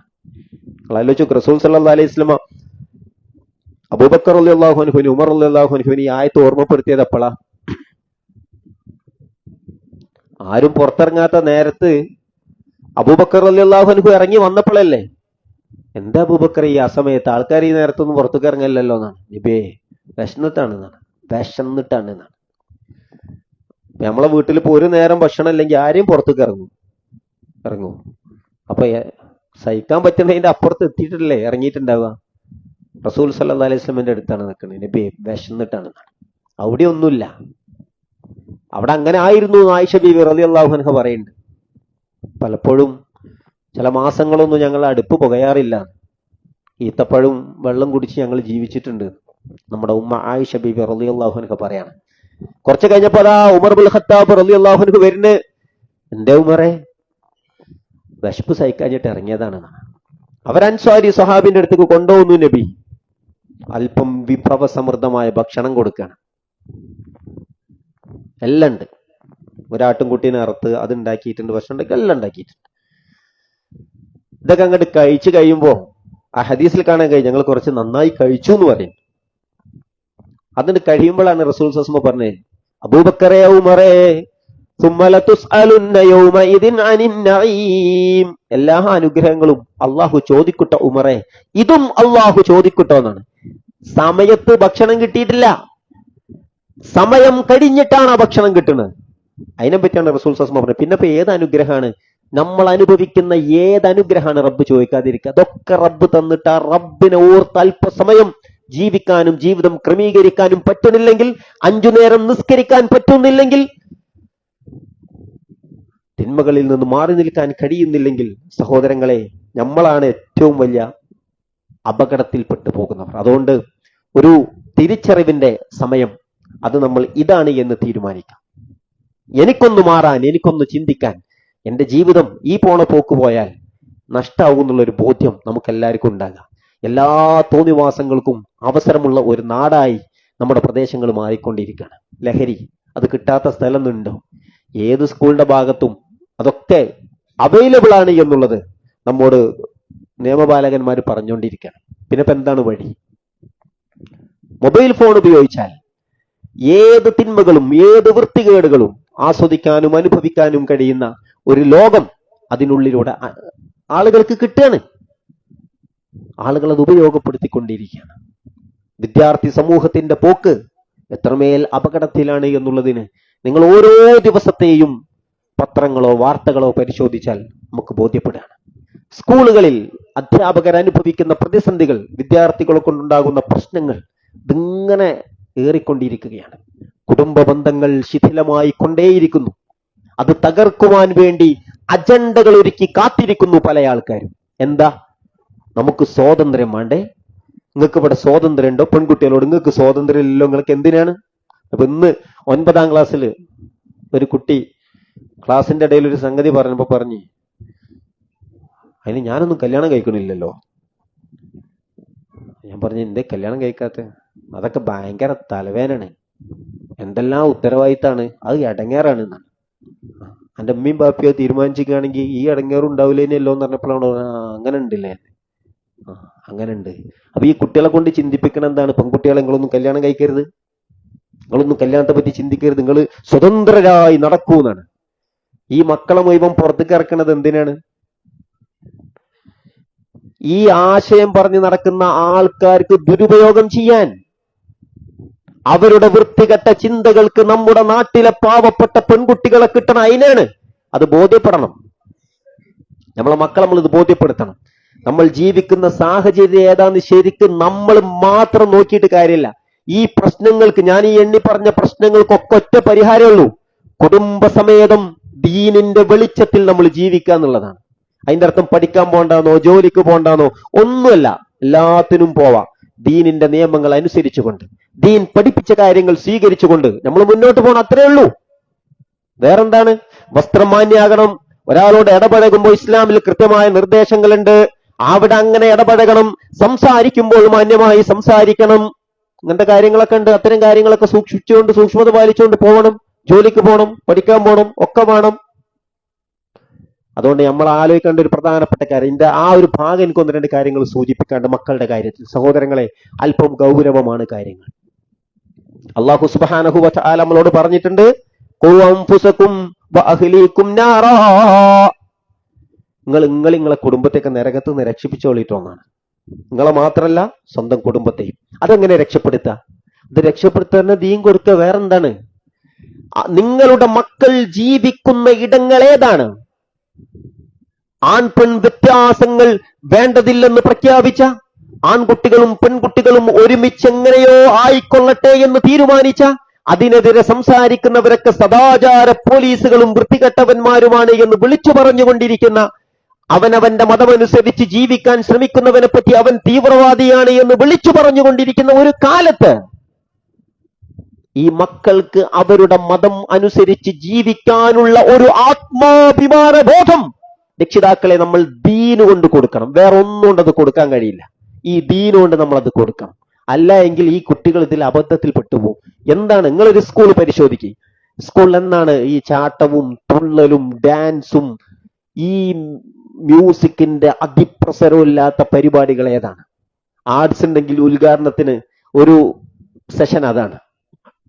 ആണും പെണ്ണും തുള്ളണം, ചാടണം, അതിന് സൗകര്യം ഉണ്ടാവണം. ആർട്സിന്റെ അവസാനത്തെ ദിവസം അതും അതന്നെയാണ്. സ്പോർട്സ് കഴിഞ്ഞാൽ കുട്ടികളൊക്കെ കൂടി വരുന്നിട്ട് ഒച്ചും വിളി ഉണ്ടാക്കാണ്. ഞങ്ങൾക്ക് പാട്ടിട്ടേരി, ഞങ്ങൾക്ക് പാട്ടിട്ടേരി, ഞങ്ങൾക്ക് ചാടണം എന്നാണ്. ഇട്ടെടുത്തിട്ടില്ലെങ്കിൽ ഒരു ഇൻകിലാബ് വിളിക്കാണ്. ഇതെല്ലാം സ്കൂളിൽ സാഹചര്യമല്ലേ? 10ാം ക്ലാസ് ആയാലും ഒരു സെൻഡ് ഓഫ് ഉണ്ടെങ്കിൽ എന്തെങ്കിലും ഒരു പരിപാടി ഉണ്ട് അവിടെ അത് വേണമെന്നുള്ളതാണ്. നിങ്ങൾ ഇങ്ങനത്തെ ഒരു ലോകത്തൊരു കുട്ടിക്ക് എനിക്ക് പറ്റാത്തതെന്ന് മാറി നിൽക്കാനുള്ള ഒരു ബോധം അത് നിങ്ങളെ കുട്ടികളുടെ മനസ്സിന് കൊടുക്കുക, ധൈര്യം കൊടുക്കുക, ദീൻ കൊടുക്കുക. ഇതല്ലാത്ത പരിഹാരം ഒന്നുമില്ല. കുട്ടികൾക്ക് കൃത്യമായ ബോധ്യം കൊടുക്കണം. ഇത് ഇന്ത്യ രാജ്യമാണ്. ഈ രാജ്യത്ത് ഒരാൾക്ക് അവന്റെ മതം അനുസരിച്ച് ജീവിക്കാൻ സ്വാതന്ത്ര്യമുണ്ട്. അതിൽ ആരും കൈയടത്താൻ പാടില്ല. മറ്റൊരുത്തന്റെ മതപരമായ അവകാശത്തെ തൊടാനും പാടില്ല. വേറൊരാള് നമ്മളെ മതത്തെ അങ്ങനെ ഓലും തൊടാൻ പാടില്ല. എനിക്ക് എന്റെ മതം അനുസരിച്ച് 5 നേരം പള്ളിയിൽ പോയി നിസ്കരിക്കാം. എന്റെ സഹോദരന്, ഹൈന്ദവ സഹോദരന് അവന്റെ അമ്പലങ്ങളിൽ പോയുള്ള പ്രാർത്ഥനകളാവാം. ക്രൈസ്തവ സഹോദരന് ചർച്ചിൽ പോയിട്ടാകാം. ഇതൊന്നും വേണ്ടാന്നുള്ളവന് അതും അല്ലാതെയും നടക്കാം. ഇതിനൊക്കെ സ്വാതന്ത്ര്യമുള്ളൊരു മണ്ണാണിത്. അത് ഇന്ത്യൻ ഭരണഘടന നൽകുന്നതാണ്. ആ ബോധം കുട്ടികൾക്ക് ഉണ്ടാകണം. അതുകൊണ്ട് അതുള്ള കുട്ടികളാവുമ്പോൾ തന്നെ ആ കുട്ടികൾക്ക് ദീനും മനസ്സിൽ പറഞ്ഞു കൊടുക്കണം. ഇല്ല എങ്കിൽ ഇപ്പോഴത്തെ സാഹചര്യം അതിദയനീയമാണ്. ഇന്നലത്തെ മരണം അതിന്റെ ഒരു പ്രധാനപ്പെട്ട ഘട്ടമാണ്. സ്കൂളുകളിൽ ഇങ്ങനത്തെ സ്വാതന്ത്ര്യങ്ങളും മറ്റൊക്കെ നൽകി സ്വന്തം കൂടെ പഠിക്കുന്ന ഒരു പെൺകുട്ടിയെയാണ് ഉപദ്രവിച്ചു കൊന്നത്. തന്റെ ലൈംഗിക താല്പര്യങ്ങൾക്ക് വേണ്ടി കൂടെ പഠിക്കുന്ന ഒരു പെൺകുട്ടിയെ ദുരുപയോഗം ചെയ്തത്. ഇങ്ങനത്തെ ഒരു പ്രശ്നമൊക്കെ ഉണ്ടാകാൻ സാധ്യത ഉണ്ട്. ഇത് കുട്ടികളോട് ചോദിച്ചാൽ കുട്ടികൾക്ക് അതിനിപ്പോ എന്താന്ന് ചോദിച്ചു. അതിനിപ്പോ എന്താ, കുട്ടികൾക്ക് അത്രയേ ഉള്ളൂ. അവർക്ക് അറിയില്ല, തോന്നും ഇതിന്റെ അപകടങ്ങൾ അറിയില്ല. അത് നമ്മൾ ബോധ്യപ്പെടുത്തി കൊടുക്കുക. ലഹരിയുടെ അപകടം ബോധ്യപ്പെടുത്തി കൊടുക്കുക. അതൊക്കെ ഇങ്ങനെ സർക്കാർ ഇങ്ങനെ കേസെടുക്കും, ഇതൊന്നുമല്ല. അള്ളാഹുവിന്റെ റസൂൽ സല്ലല്ലാഹു അലൈഹി വസല്ലമ പറഞ്ഞിട്ടുണ്ട് അത് അപകടമാണ്. അടുക്കാൻ പാടില്ല, ആ വഴിക്ക് പോകാൻ പാടില്ല. നിന്റെ നിസ്കാരം നഷ്ടാകും, നിന്റെ ദീൻ നിനക്ക് നഷ്ടമാകും. മുതുമിനുൽ ഖംറാണോ, ലഹരിക്കഡിക്റ്റായവനാണോ സ്വർഗപ്രവേശനമില്ല. ഇത് അള്ളാഹുവിന്റെ റസൂൽ സല്ലല്ലാഹു അലൈഹി വസല്ലമ പറഞ്ഞ വാക്കാണ്. അതാണ് സർവ്വ തിന്മകളുടെയും മാതാവെന്ന് റസൂൽ സല്ലല്ലാഹു അലൈഹി വസല്ലമ പരിചയപ്പെടുത്തിയതാണ് സർവ്വലഹരിയും. അതെത്ര കൂടുതൽ കുടിച്ചാൽ പ്രശ്നമുള്ളതും അതെത്ര കുറച്ചാണെങ്കിലും ഉപയോഗിച്ചാൽ അത് ഹറാമാണ്, നിഷിദ്ധമാണ് എന്ന് പഠിപ്പിച്ചു. അതാണ് കുട്ടികളെ മനസ്സിക്ക് കൊടുക്കേണ്ടത്. ദീൻ, അള്ളാഹു, പരലോകം, ഇതൊക്കെ മനസ്സിൽ കയറല്ലാതെ വേറെ എന്ത് വഴി? അതാണ് ആയിഷ റളിയല്ലാഹു അൻഹ പറഞ്ഞ റസൂൽ സമയങ്ങളോട് വന്നിട്ട് കള്ളു കുടിക്കരുതെന്ന് പറഞ്ഞിരുന്നെങ്കിൽ ആ സമൂഹം മാറുമായിരുന്നില്ല. വ്യഭിചരിക്കരുതെന്ന് പറഞ്ഞിരുന്നെങ്കിൽ അവർ മാറുമായിരുന്നില്ല. നിങ്ങൾ യുദ്ധം ചെയ്യരുതെന്ന് പറഞ്ഞാലും മാറുമായിരുന്നില്ല. അള്ളാഹുവിന്റെ റസൂൽ ഞങ്ങൾക്ക് നൽകിയ ഒന്നാമത്തെ ബോധം അള്ളാഹു സുബ്ഹാനഹു വ തആലയുണ്ട്. അവൻ നമ്മളെ സദാ നിരീക്ഷിച്ചു കൊണ്ടിരിക്കുന്നവനാണ്. ഈ ജീവിതത്തിന് ശേഷം മറ്റൊരു ജീവിതമുണ്ട്. ഈ ജീവിതത്തെ പൂർണ്ണമായും പരിശോധിക്കുന്ന ഒരു നാളാണ് വരാനിരിക്കുന്നത്. ആ ബോധമാണ് കൊടുത്തത്. ആ ബോധം നമുക്കില്ലാതെ പോയാൽ നമ്മുടെ കുടുംബത്തിലും അതില്ലാതെ പോകും എന്നുള്ളത് നമ്മൾ ഓരോരുത്തരും മനസ്സിലാക്കാം. അതുകൊണ്ട് റസൂലുള്ളാഹി സ്വല്ലല്ലാഹു അലൈഹി വസല്ലം പറഞ്ഞ വഴിയിലൂടെ നമ്മൾ നടക്കുക എന്നതാണ് പരിഹാരം. റസൂൽ സ്വല്ലല്ലാഹു അലൈഹി വസല്ലം പറഞ്ഞു, ഇതിങ്ങനെ തീരുന്നാണ്, ഈ കാലം ഇങ്ങനെ തീരും. അതുകൊണ്ട് 5 കാര്യങ്ങൾ നിങ്ങൾ വേഗം റെഡിയാക്കിക്കോളി എന്ന് പറഞ്ഞല്ലോ. എന്നിട്ട് റസൂൽ സ്വല്ലല്ലാഹു അലൈഹി വസല്ലം പറഞ്ഞെന്തൊക്കെയാണ്? നിങ്ങൾക്ക് പ്രായമാകുന്നതിന് മുമ്പ് ഒരു യുവത്വമുണ്ട്, അത് അള്ളാഹുവിന്റെ മാർഗത്തിൽ ചെലവഴിക്കാൻ കഴിയണം. നിങ്ങൾക്ക് രോഗം വരുന്നതിന്റെ മുമ്പ് ഒരു ആരോഗ്യമുണ്ട്, ആ ആരോഗ്യത്തെ അള്ളാഹുവിന്റെ മുമ്പിൽ സമർപ്പിക്കാൻ കഴിയണം. അതുപോലെ തന്നെ നിങ്ങൾക്ക് ദാരിദ്ര്യം വരുന്നതിന്റെ മുമ്പേ ഒരു ഐശ്വര്യമില്ലേ, ആ ഐശ്വര്യമുള്ള കാര്യത്തെ നിങ്ങൾ ഉപയോഗപ്പെടുത്തണം. അതുപോലെ തന്നെ തിരക്കുകൾ തടിമപ്പെടാത്ത ഒരൊഴിവ് സമയം നിങ്ങൾക്ക് കിട്ടുന്നില്ലേ, ആ സമയത്ത് നിങ്ങൾ ഉപയോഗപ്പെടുത്തണം. മരണമെന്ന വാതിലിലെത്തും മുമ്പുള്ള ജീവിതമല്ലേ, ആ ജീവിതത്തെ നിങ്ങൾ ഉപയോഗപ്പെടുത്തണമെന്നാണ് റസൂലുള്ളാഹി സ്വല്ലല്ലാഹു അലൈഹി വസല്ലമ നമ്മെ പഠിപ്പിച്ചിട്ടുള്ളത്. സഹോദരങ്ങളെ, അതുകൊണ്ട് ആ രൂപത്തിൽ ജീവിതത്തെ ക്രമീകരിച്ച് നമ്മൾ മുന്നോട്ട് പോവുക. മരണത്തിന് ശേഷം പിന്നുള്ളത് ഖബറാണ്. ഖബർ എന്ന് പറഞ്ഞാൽ ഉസ്മാൻ ബിൻ അഫ്ഫാൻ റളിയല്ലാഹു അൻഹുവിന്റെ ചരിത്രം അറിയാലോ. അദ്ദേഹം ഖബർ കണ്ടാൽ കരയുമായിരുന്നു എന്ന്. അദ്ദേഹത്തിന്റെ താടി രോമങ്ങളിലൂടെ കണ്ണുനീരിങ്ങനെ ഒലിച്ചിറങ്ങുന്നതാണ്. അദ്ദേഹത്തോട് ചോദിക്കണ്ടേ, ഉസ്മാൻ, സ്വർഗത്തെ പറ്റി അല്ലെങ്കിൽ നരകത്തെ പറ്റിയൊക്കെ പറയുമ്പോൾ അങ്ങ് ഇങ്ങനെ ആകാറില്ലല്ലോ, ഇങ്ങനെ ഇമോഷണൽ ആവാറില്ല, എന്തിപ്പോ ഇത് പറ്റിയത് എന്നാണ്. എന്ന് അദ്ദേഹത്തിന്റെ മറുപടി ഉണ്ട്, അൽ ഖബറു അവ്വലു മൻസിലിൻ മിൻ മനാസിലിൽ ആഖിറ. പരലോകത്തേക്കുള്ള വീടുകളിൽ ഒന്നാമത്തത് ഖബറാണ്. അവിടെ ആരെങ്കിലും രക്ഷപ്പെട്ടാൽ അതിനുശേഷമുള്ളതെല്ലാം അവന് സുരക്ഷിതത്വമാണ്. അവിടെ ആരെങ്കിലും പരാജയപ്പെട്ടാൽ അവിടുന്ന് അങ്ങോട്ടെല്ലാം അവൻ പരാജയപ്പെട്ടു. ഇത് നബി സല്ലല്ലാഹു അലൈഹി വസല്ലമ പഠിപ്പിച്ചു കൊടുത്തൊരു ഉത്തമ ശിഷ്യന്റെ മറുപടിയാണ്. ആ ഖബറ് എല്ലാവരും പോയി കിടക്കാനുള്ളതാണ്. ആ ഖബറിൽ കൊണ്ടു ചെന്ന് വെച്ചാൽ ഖബർ നമ്മളെ ഞെരുക്കുന്നാണ്. പിന്നെ അവിടെ ചോദ്യങ്ങളാണ്, ആരാണ് റബ്ബ്, ആരാണ് റബ്ബ് എന്ന്. ജീവിതത്തിൽ റബ്ബുനല്ലാഹ് സുമ്മസ്തഖാമു എന്ന് പറഞ്ഞോന് അവിടെ റബ്ബ്, എന്റെ റബ്ബ് അള്ളയാണ് എന്ന് പറയാൻ കഴിയും. സഹോദരങ്ങളെ, ഈ ചോദ്യമൊക്കെ ഖബർ കിടക്കുന്ന മനുഷ്യന് പുറത്തുനിന്ന് ആർക്കെങ്കിലും പറഞ്ഞു കൊടുക്കാൻ കഴിയും? ആർക്കും കഴിയില്ല. അതൊരു വേറെ ലോകാണ്, ബർസഖി ലോകാണ്. ഇവിടുത്തെ കാര്യമൊന്നും നമ്മളിവിടെ പുറത്തു പറയണമൊന്നുമല്ല അവരെടുത്തുള്ളത്. അവരൊരു പുതിയ ലോകം. അവിടെ മലക്കുകൾ വരുന്നു, ചോദിക്കുന്നു, മൻ റബ്ബുക, നിന്റെ റബ്ബാരാണ്? അവൻ പറയും, വിശ്വാസിയാണെങ്കിൽ റബ്ബി അല്ലാഹ്, എന്റെ റബ്ബ് അല്ലാഹു ആണ്. മുഹമ്മദ് നബി സല്ലല്ലാഹു അലൈഹി വസല്ലമയെ കാണിച്ച് ചോദിക്കുമത്രേ, ഇതാരാണ്? ഇത് ഞങ്ങളിലേക്ക് നിയോഗിച്ച പ്രവാചകൻ മുഹമ്മദ് റസൂലുള്ളാഹ്, ഞങ്ങളിലേക്ക് നിയോഗിച്ച പ്രവാചകനാണെന്ന് വിശ്വാസി പറയും. നിന്റെ ഇമാം ആരാണ്? എന്റെ ഇമാം വിശുദ്ധ ഖുർആനാണെന്ന് അവൻ പറയും. എന്നിട്ടോ അല്ലാഹു സുബ്ഹാനഹു വ തആല പറയാണ്, റസൂൽ സല്ലല്ലാഹു അലൈഹി വസല്ലം നമ്മെ പഠിപ്പിച്ചു തരാണ്. അവനോട് പറയുമത്രേ, നിനക്കുള്ള ഇരിപ്പിടമതാ, നിന്റെ സ്വർഗത്തിലെ നിന്റെ ഇരിപ്പിടമതാ. ആ സ്വർഗത്തിലേക്കൊരു വാതിൽ തുറക്കുമത്രേ. ഖബറിൽ കിടന്നവൻ സ്വർഗത്തിന്റെ സുഗന്ധം ആസ്വദിക്കുമത്രേ. അവൻ ആ സമയത്ത് അള്ളാഹുവിനോട് പറയുമത്രേ, അള്ളാഹുവേ, പരലോകം ഇപ്പോൾ സംഭവിക്കട്ടെ എന്ന്. റബ്ബി അഖ്മിസ്സാഅ, ഖിയാമത്ത് നാൾ ഇപ്പോൾ തന്നെ സംഭവിക്കട്ടെ എന്നവൻ പ്രാർത്ഥിക്കുമത്രേ. അപ്പൊ അവനോട് പറയും, സമയമായിട്ടില്ല. നം കനൗമത്തിൽ അറൂസ്, ഒരു പുതുമണവാളൻ കിടന്നുറങ്ങും പോലെ നീ ഉറങ്ങുക. പരലോകം അത് സംഭവിക്കുന്ന സമയത്ത് ഉയർത്തെഴുന്നേറ്റ് വരാവുന്ന. എന്നാ ഇതേ അവസ്ഥ അവിശ്വാസിക്കുണ്ട്. റബ്ബാരാന്ന് ചോദിച്ചാൽ അവന്റെ ഉത്തരം എന്താ? എനിക്കറിയില്ല. അള്ളാഹുവിനുള്ള വിശ്വാസം അത് കൃത്യമായി പാലിക്കാത്തവൻ, അള്ളാഹുവിനെ പറ്റി വിശ്വസിക്കാത്തവൻ, അള്ളാഹുവിൽ ശിർക്ക് വെച്ചവൻ പറയാൻ കഴിയില്ല എന്നത് റസൂൽ സസ്മ പറഞ്ഞുതരാണ്. റസൂൽ സസ്മയെ കുറിച്ച് കാണിച്ചതാരാന്ന് ചോദിക്കും. ആരാണെന്നറിയില്ല, എനിക്കറിയില്ല. ആരോ ആണെന്ന് പറഞ്ഞിരുന്നു എന്നല്ലാതെ എനിക്കറിയില്ല. റസൂലുള്ളാഹി സ്വല്ലല്ലാഹു അലൈഹി വസല്ലമ പഠിപ്പിച്ച ദീൻ, യഥാർത്ഥ സുന്നത്ത്, അത് ജീവിതത്തിൽ പാലിക്കാത്തവന് അത് പറയാനാവില്ല. റസൂൽ സ്വല്ലല്ലാഹു അലൈഹി വസല്ലമ പഠിപ്പിക്കാത്ത കാര്യങ്ങൾ ദീനിലേക്ക് കടത്തിക്കൂട്ടിയവർക്ക് അത് പറയാൻ കഴിയില്ല.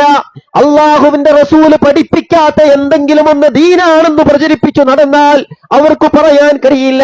മറിച്ച് ആർക്കാണ് കഴിയുക?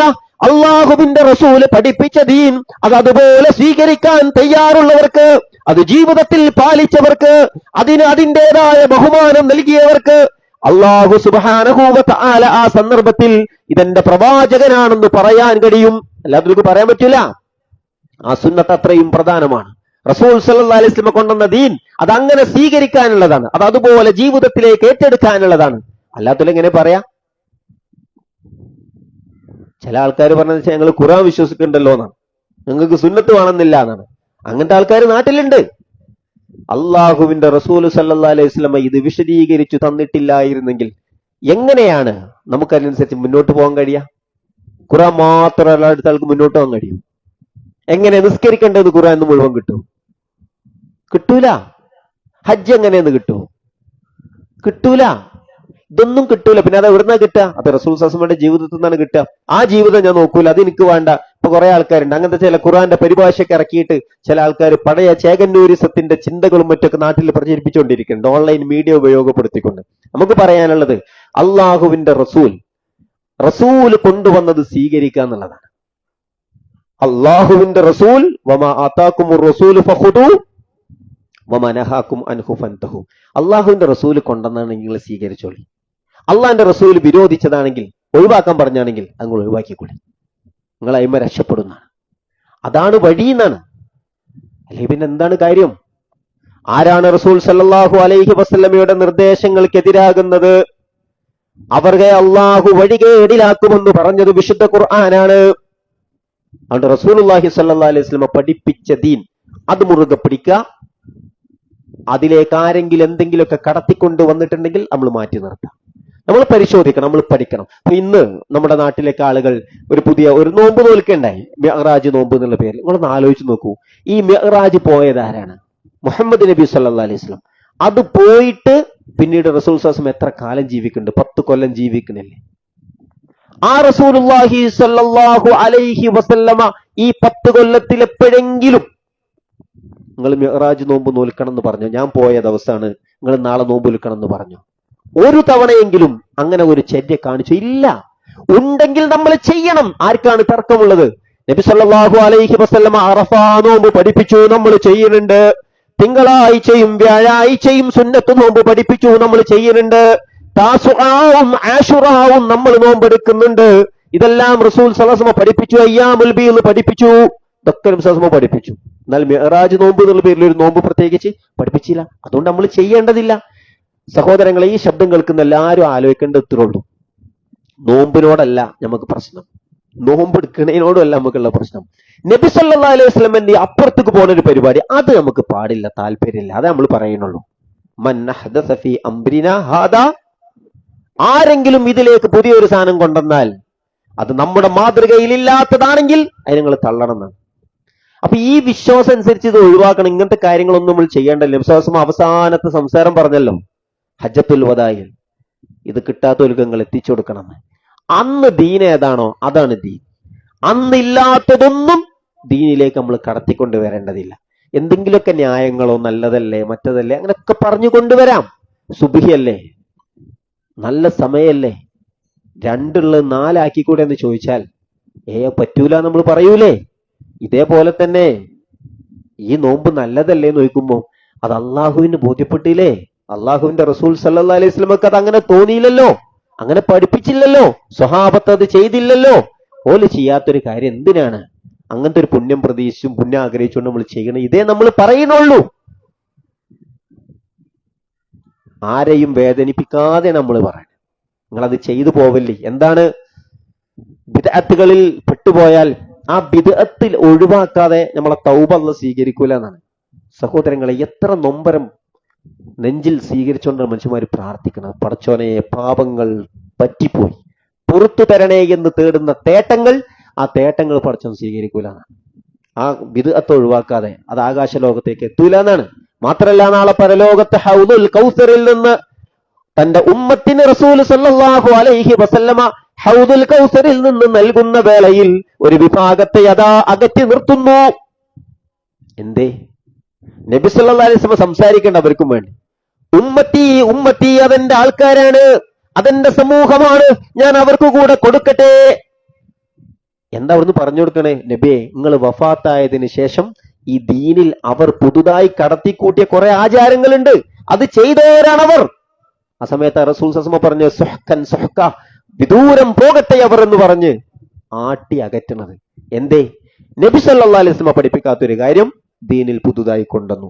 അത് വേണ്ടെന്ന് നമ്മൾ പറയുന്നുള്ളൂ. അങ്ങനെ ചെയ്യുന്നവർക്ക് എങ്ങനെയാണ് നാളെ ഖബറിൽ ഇത് ഞങ്ങളിലേക്ക് നിയോഗിച്ച പ്രവാചകനാണെന്ന് പറയാൻ കഴിയുക? മാത്രമല്ല, എന്റെ ഇമാമ് ആരാണെന്ന് ചോദിക്കുമ്പോൾ ഖുർആനു ഇമാമി എന്ന് വിശ്വാസിക്ക് പറയാമെങ്കിൽ അവൻ ഖുർആനുമായി നിരന്തര ബന്ധമുള്ളവനാണ്, നിരന്തരം ഖുർആൻ പാരായണം ചെയ്യുന്നവനാണ്, അത് പഠിക്കുന്നവനാണ്, ആശയങ്ങൾ സ്വീകരിക്കുന്നവനാണ്, മറ്റുള്ളവർക്ക് അത് പ്രബോധനം ചെയ്യുന്നവനാണ്, കഴിവിന്റെ പരമാവധി മനഃപ്പാഠമാക്കുന്നവനാണ്. അല്ല ഖുർആൻ പറഞ്ഞു. ഈ ഖുർആനായിട്ടൊരു ബന്ധമില്ലാത്തവൻ അൽ ഖുർആനു ഇമാമി എന്ന് പറയാൻ കഴിയും?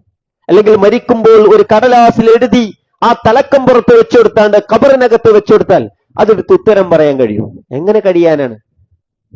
ഖുർആനിനെ പഠിക്കാത്തവൻ, ഖുർആനിനെ ജീവിതത്തിൽ സ്വീകരിക്കാത്തവൻ, ഖുർആൻ എന്താണെന്ന് അറിയാത്തവൻ, ഖുർആൻ ഇല്ലാതെ ഒരു വിശ്വാസിക്ക് മുന്നോട്ട് പോകാൻ കഴിയും? 5 നേരം നിസ്കരിക്കണമെങ്കിൽ ഖുർആൻ വേണ്ടേ? രാത്രി ഉറങ്ങുമ്പോൾ വിശുദ്ധ ഖുർആനിൽ എന്തൊക്കെ ചൊല്ലാനുണ്ട്? ഓരോ നിസ്കാരത്തിന് ശേഷം ചൊല്ലാനല്ലേ? രാവിലത്തെയും വൈകുന്നേരവും ചൊല്ലാനുള്ള അദ്കാറുകളിൽ ചൊല്ലാനല്ലേ? ഇതിലൊക്കെ അല്ലേ? ഈ ഖുർആൻ ഇല്ലാതെ എങ്ങനെയാണ് മുന്നോട്ട് പോവുക? ആയത്തുൽ കുർസിയെ എത്ര പ്രധാനപ്പെട്ടതാണ് ഒരു വിശ്വാസിയെ സംബന്ധിച്ചിടത്തോളം. പൈശാചികമായ സ്വാധീനങ്ങളിൽ നിന്ന് അവന് സുരക്ഷിതത്വം നൽകുന്നതല്ലേ ഇത്. രാത്രിയിൽ നിങ്ങൾക്കൊരു പ്രയാസമില്ലാതിരിക്കാൻ സൂറത്തുൽ ബഖറയിലെ അവസാനത്തെ 2 ആയത്തുകൾ നിങ്ങൾ പാരായണം ചെയ്തോളൂ എന്ന് പഠിപ്പിച്ചില്ലേ? ഇതൊക്കെ നബി സല്ലല്ലാഹു അലൈഹി വസല്ലം പഠിപ്പിച്ചു തന്നിട്ടുണ്ട്. അപ്പൊ ആ ഖുർആൻ അല്ലാതെ മുന്നോട്ട് പോകാൻ കഴിയില്ല. ആ ഖുർആനിനെ അവഗണിച്ചവരായി നമ്മൾ മാറരുത് എന്ന് മാത്രം ഞാനൊരു വാചകം ചേർത്ത് വെക്കാണ്. റസൂലുള്ളാഹി സ്വല്ലല്ലാഹു അലൈഹി വസല്ലം അള്ളാഹുവോട് പരാതി പറയും, യാ റബ്ബ്, എന്റെ റബ്ബേ, ഇന്ന ഖൗമി ഇത്തഖദൂ ഹാദൽ ഖുർആന മഹ്ജൂറ, എന്റെ ഈ സമൂഹം ഈ ഖുർആനിനെ അവഗണിച്ചു കളഞ്ഞല്ല റബ്ബേ. ഈ ഖുർആൻ പഠിച്ചില്ലല്ലോ, അത് ജീവിതത്തിൽ പകർത്തിയില്ലല്ലോ, പകർന്നു കൊടുത്തില്ലല്ലോ എന്ന് നാളെ അള്ളാഹുവിന്റെ കോടതിയിൽ പടച്ച തമ്പുരാനോട് റസൂൽ സല്ലല്ലാഹു അലൈഹി വസല്ലമ പരാതി പറയുമ്പോൾ ഞാൻ അതിൽ പെട്ടിട്ടില്ല എന്ന് പറയാൻ കഴിയണമെങ്കിലേ ഏതെങ്കിലും ഒരു QHLS നമ്മൾ ഉണ്ടാവണം. തിരക്കാണ്, ആയിക്കോട്ടെ, തിരക്കുകൾക്കിടയിൽ ഓൺലൈനിൽ കുറച്ചേരം ഇരിക്കാൻ പീസ് റേഡിയോ നിങ്ങളൊന്ന് കാണണം. നിങ്ങളെ ഫോണിലൊക്കെ പീസ് റേഡിയോ ഇല്ലാത്ത ആൾക്കാരുണ്ടെങ്കിൽ അതൊന്ന് ഇൻസ്റ്റാൾ ചെയ്യണം. സഹോദരങ്ങളെ, നിങ്ങൾ ഖുർആൻ വിശദീകരണങ്ങൾ കേൾക്കാൻ അതിൽ അവസരമുണ്ട്. ഖുർആനിന്റെ പാരായണങ്ങൾക്ക് അതിൽ അവസരമുണ്ട്. എത്രയെത്ര പ്രഭാഷകന്മാരുടെ എത്രയെത്ര ഖുർആൻ തഫ്സീറുകൾ നമുക്ക് അവൈലബിൾ ആണ്.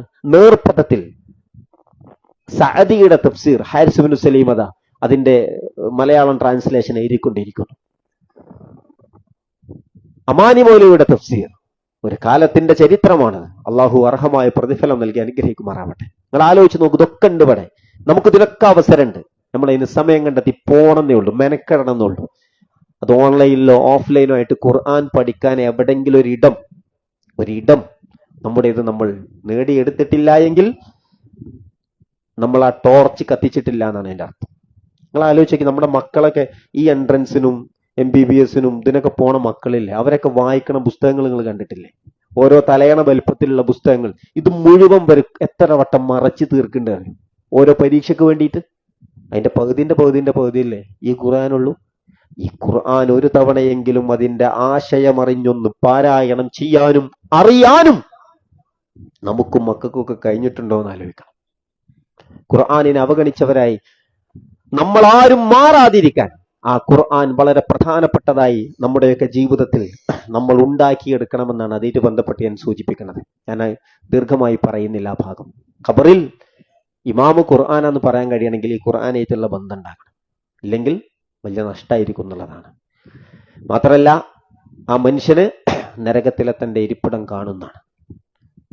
ആ മനുഷ്യൻ നടത്തുന്ന ഒരു പ്രാർത്ഥന ഉണ്ട്, റബ്ബിലാ തുഖ്മിസ്സാഅ, ഖിയാമത്ത് നാൾ ഒരിക്കലും സംഭവിക്കരുതേ എന്നാണ്. അതുകൊണ്ട് സംഭവിക്കാതിരിക്കൂലല്ലോ. അവന് ഖബറിൽ നരകത്തിന്റെ ചൂടനുഭവിച്ചു തുടങ്ങുന്നതാണ്. ബർസഖ് അതനുഭവിച്ചുകൊണ്ടേയിരിക്കുമെന്നാണ്. ഖിയാമത്ത് നാൾ സംഭവിക്കുന്നത് വരെ അത് അവൻ അനുഭവിച്ചുകൊണ്ടേയിരിക്കുന്നതാണ് നബി സല്ലല്ലാഹു അലൈഹി വസല്ലം ഓർമ്മപ്പെടുത്തിയിട്ടുള്ളത്. സഹോദരങ്ങളെ, ഇതാണ് 2 രൂപത്തിലുള്ള മനുഷ്യന്മാരുടെ അവസ്ഥ എന്ന് പറയുന്നത്. പിന്നെ പരലോകം സംഭവിക്കും, എല്ലാവരും എഴുന്നേറ്റ് വരും. അവിടെ വിചാരണയാണ്. വിചാരണ എന്ന് പറഞ്ഞാൽ നമ്മുടെ നാട്ടിൽ ഏതെങ്കിലും കോടതിയും പോലീസും ഒന്നും അല്ലത്. പിന്നെയോ മലിക്കുൽ ജബ്ബാറായ റബ്ബാണ് അവിടുത്തെ കാര്യങ്ങൾ നിയന്ത്രിക്കുന്നത്. ആരോടും ഒരു അനീതി ഉണ്ടാവില്ല. ഞാൻ ചെയ്യാത്ത എന്തെങ്കിലും ഒരു കാര്യത്തിന്റെ പേരിൽ ഞാൻ അവിടെ കുറ്റക്കാരനാവില്ല. ഞാൻ ചെയ്ത ഏതെങ്കിലും ഒരു അണുമണി തൂക്കം നന്മയുടെ പ്രതിഫലം എനിക്ക് ലഭിക്കാതിരിക്കുകയുമില്ല. അത്രമേൽ നീതിയുടെ ഒരു ലോകം അത് അല്ലാഹു സുബ്ഹാനഹു വ തആല അവിടെ ഒരുക്കും. വിചാരണ ആരംഭിച്ചിട്ടില്ല. ആളുകളൊക്കെ വല്ലാതെ പേടിക്കുകയാണ്. ആദം അലൈഹിസ്സലാത്തു വസ്സലാമയുടെ അടുക്കൽ ചെന്നൊന്ന് വിചാരണ ആരംഭിക്കാൻ അങ്ങ് അല്ലാഹുവിനോടൊന്ന് ശഫാഅത്ത് ചെയ്യണേ, ഒന്ന് അല്ലാഹുവോട് പറയണേ എന്ന് പറയുന്നു. ആദം അലൈഹിസ്സലാം പറയുന്നതാണ്, എന്റെ റബ്ബ് ഇത്രമേൽ കോപിച്ച ഒരു സന്ദർഭമല്ല, അതുകൊണ്ട് എന്റെ കാര്യം എന്താവും എനിക്കറിയില്ല, അതുകൊണ്ട് ഞാൻ പറയില്ല എന്നാണ്. ഓരോ പ്രവാചകന്മാരെടുത്ത് പോണില്ലേ, അവസാനം മുഹമ്മദ് നബി സല്ലല്ലാഹു അലൈഹി വസല്ലമയുടെ അരികിലെത്തുന്നു. റസൂലുള്ളാഹി സ്വല്ലല്ലാഹു അലൈഹി വസല്ലമ സുദീർഘമായ സുജൂദിലേക്ക് വീഴുകയാണ്. അത്ര നീണ്ടു നിൽക്കുന്ന സുജൂദാണ്. അള്ളാഹുവിന് തൃപ്തിയാകുന്ന കാലത്തോളം റസൂൽ സല്ലല്ലാഹു അലൈഹി വസല്ലം ആ സുജൂദ് കിടക്കുന്നതാണ്. പടച്ചോന് തൃപ്തിയാകുമ്പോൾ പടച്ചോൻ പറയും, നബിയെ അങ്ങ് തല ഉയർത്തിക്കോളൂ, വിചാരണ ആരംഭിക്കുകയാണെന്ന്. സഹോദരങ്ങളെ, വിചാരണ എന്ന് പറഞ്ഞാൽ അല്ലാഹുമ്മ ഹാസിബിനി ഹിസാബൻ യസീറ, എനിക്ക് എളുപ്പമുള്ള വിചാരണയാകണേ എന്ന് നമ്മളൊക്കെ പ്രാർത്ഥിക്കണം. ആയിഷ ബീവി റളിയല്ലാഹു അൻഹ ചോദിച്ചില്ല റസൂൽ സല്ലല്ലാഹു അലൈഹി വസല്ലമയോട്. അപ്പൊ എന്താ നബി പറഞ്ഞേ? അള്ളാഹു വിചാരണ നടത്തേണ്ട പോലെ നടത്തിയാൽ ആരും ഇന്ന് രക്ഷപ്പെടാൻ പോണില്ല, അത്രയും കുറ്റമറ്റതായിരിക്കും അത് എന്നാണ്. അതുകൊണ്ട് വിചാരണ എളുപ്പമാക്കണേ എന്ന് പ്രാർത്ഥിച്ചു. നമ്മളോട് പ്രാർത്ഥിക്കാനും പറഞ്ഞു. അവിടെ റബ്ബ് അങ്ങനെ ഒന്നാണ് വിചാരണ ചെയ്യാൻ തീരുമാനിച്ചാൽ അവിടെ തകർന്നു പോകും. അള്ളാന്റെ കാരുണ്യത്തിന് വേണ്ടി നമ്മൾ ധാരാളം പ്രാർത്ഥിക്കുക എന്നുള്ളതാണ്. പിന്നെ നമ്മളൊക്കെ ചെയ്തു വെച്ച അമലോണ്ട് മാത്രമാണ് സ്വർഗം കിട്ടും എന്ന് നമ്മൾ വിചാരിക്കേണ്ട. നബി സല്ലല്ലാഹു അലൈഹി വസല്ലം പറഞ്ഞാണ്, നിങ്ങൾ അമലോണ്ട് മാത്രമൊന്നും സ്വർഗത്ത് പോകില്ലട്ടോ പറഞ്ഞപ്പോ സ്വഹാബത്ത് ചോദിച്ചില്ലേ, നബി നിങ്ങളോന്ന്? അപ്പൊ എന്താ റസൂൽ സല്ലല്ലാഹു അലൈഹി വസല്ലം പറഞ്ഞേ? ഞാനും അങ്ങനെ തന്നെയെന്നാണ്. അള്ളാഹു അവന്റെ കാരുണ്യം കൊണ്ട്, അവന്റെ ഔദാര്യം കൊണ്ട് എന്നെ മൂടിയാലല്ലാതെ എനിക്കും സ്വർഗത്തിലെത്താൻ കഴിയില്ലെന്ന് പഠിപ്പിച്ചത് റസൂലുള്ളാഹി സ്വല്ലല്ലാഹു അലൈഹി വസല്ലമയാണ്. അപ്പൊ അള്ളാഹുവിന്റെ തൃപ്തിയാണ് പ്രധാനം, അള്ളാഹുവിന്റെ ഇഷ്ടം നേടുക എന്നുള്ളതാണ് പ്രധാനം. അതിന് സഹായിക്കുന്ന കാര്യങ്ങളാണ് നമ്മുടെ അമലു സ്വാലിഹാത്ത്. അതുകൊണ്ട് അത് രണ്ടും ഒരുപോലെ അങ്ങനെ കൊണ്ടുപോകാൻ നമുക്ക് കഴിയണം. അതുകൊണ്ട് ആത്മാർത്ഥമായി ചെയ്യാം. വെറുതെ അമലുകൾ നഷ്ടപ്പെടുത്തരുത്. നിയ്യത്ത് നന്നാക്കുക. ഒരു മനുഷ്യനെ കാണുമ്പോൾ പുഞ്ചിരിക്കണില്ലേ, കൂലി കിട്ടണമെന്ന് ആഗ്രഹിച്ച് ചെയ്യാം. ഒരു മനുഷ്യനെ കാണുമ്പോൾ അസ്സലാമു അലൈക്കും എന്ന് പറയണില്ലേ, അത് കൂലി കിട്ടണമെന്ന് ആഗ്രഹിച്ച് ചെയ്യുക. അല്ലെങ്കിൽ എന്തിനാണ് സഹോദരങ്ങളെ, അല്ലെങ്കിൽ എന്തിനാണ് ഇപ്പൊ ഞാനിപ്പോ ഇതിന് വന്നത്? എനിക്ക് അങ്ങനത്തെ ഒരു നെയ്യത്തും ഇല്ലാതെയാണെങ്കിൽ എന്താ ഞാൻ ഇത്ര നേരം വച്ചിട്ടിട്ട് എനിക്ക് എന്ത് കാര്യം ഉണ്ടായത്? നമ്മൾ ആരെങ്കിലും ഏതായാലും വിളിച്ചാലും ഇപ്പൊ പോയില്ലെങ്കിൽ ഇനി പോനക്കൊരു അടങ്ങേറ് വേണ്ടെന്ന് വിചാരിച്ച് വന്നിട്ടുണ്ടെങ്കിൽ ആ നെയ്യത്ത് ശരിയല്ലെങ്കിൽ എത്ര നഷ്ടമാണ് നമുക്ക് ഉണ്ടാവുക. ചെയ്യുന്നതൊക്കെ ആത്മാർത്ഥ. നിങ്ങൾ ആലോചിക്കുക, ആ ഗുഹയിൽ 3 മനുഷ്യന്മാർ കുടുങ്ങി അല്ലെ? നബി സല്ലല്ലാഹു അലൈഹി വസല്ലം കഥ പറഞ്ഞുതരാം. എന്നിട്ടോ ഓലെല്ലാം നിലക്കും നോക്കി രക്ഷപ്പെടാൻ പറ്റും, കഴിയണില്ല. അവസാനം അവർ അള്ളാഹുവിനോട് പ്രാർത്ഥിക്കാണ്, റബ്ബേ ഞങ്ങൾ ചെയ്ത ഏറ്റവും ഇഖ്ലാസുള്ള പ്രവർത്തനങ്ങൾ എടുത്തിട്ടാണ് പ്രാർത്ഥിക്കുന്നത്. ഒരു മനുഷ്യൻ പറഞ്ഞു, ഞാൻ ഒരാളെ ജോലിക്ക് വിളിച്ചു, അയാൾ കൂലി വാങ്ങാതെ പോയി, ഞാൻ ആടുകളെ വാങ്ങിയിട്ടു.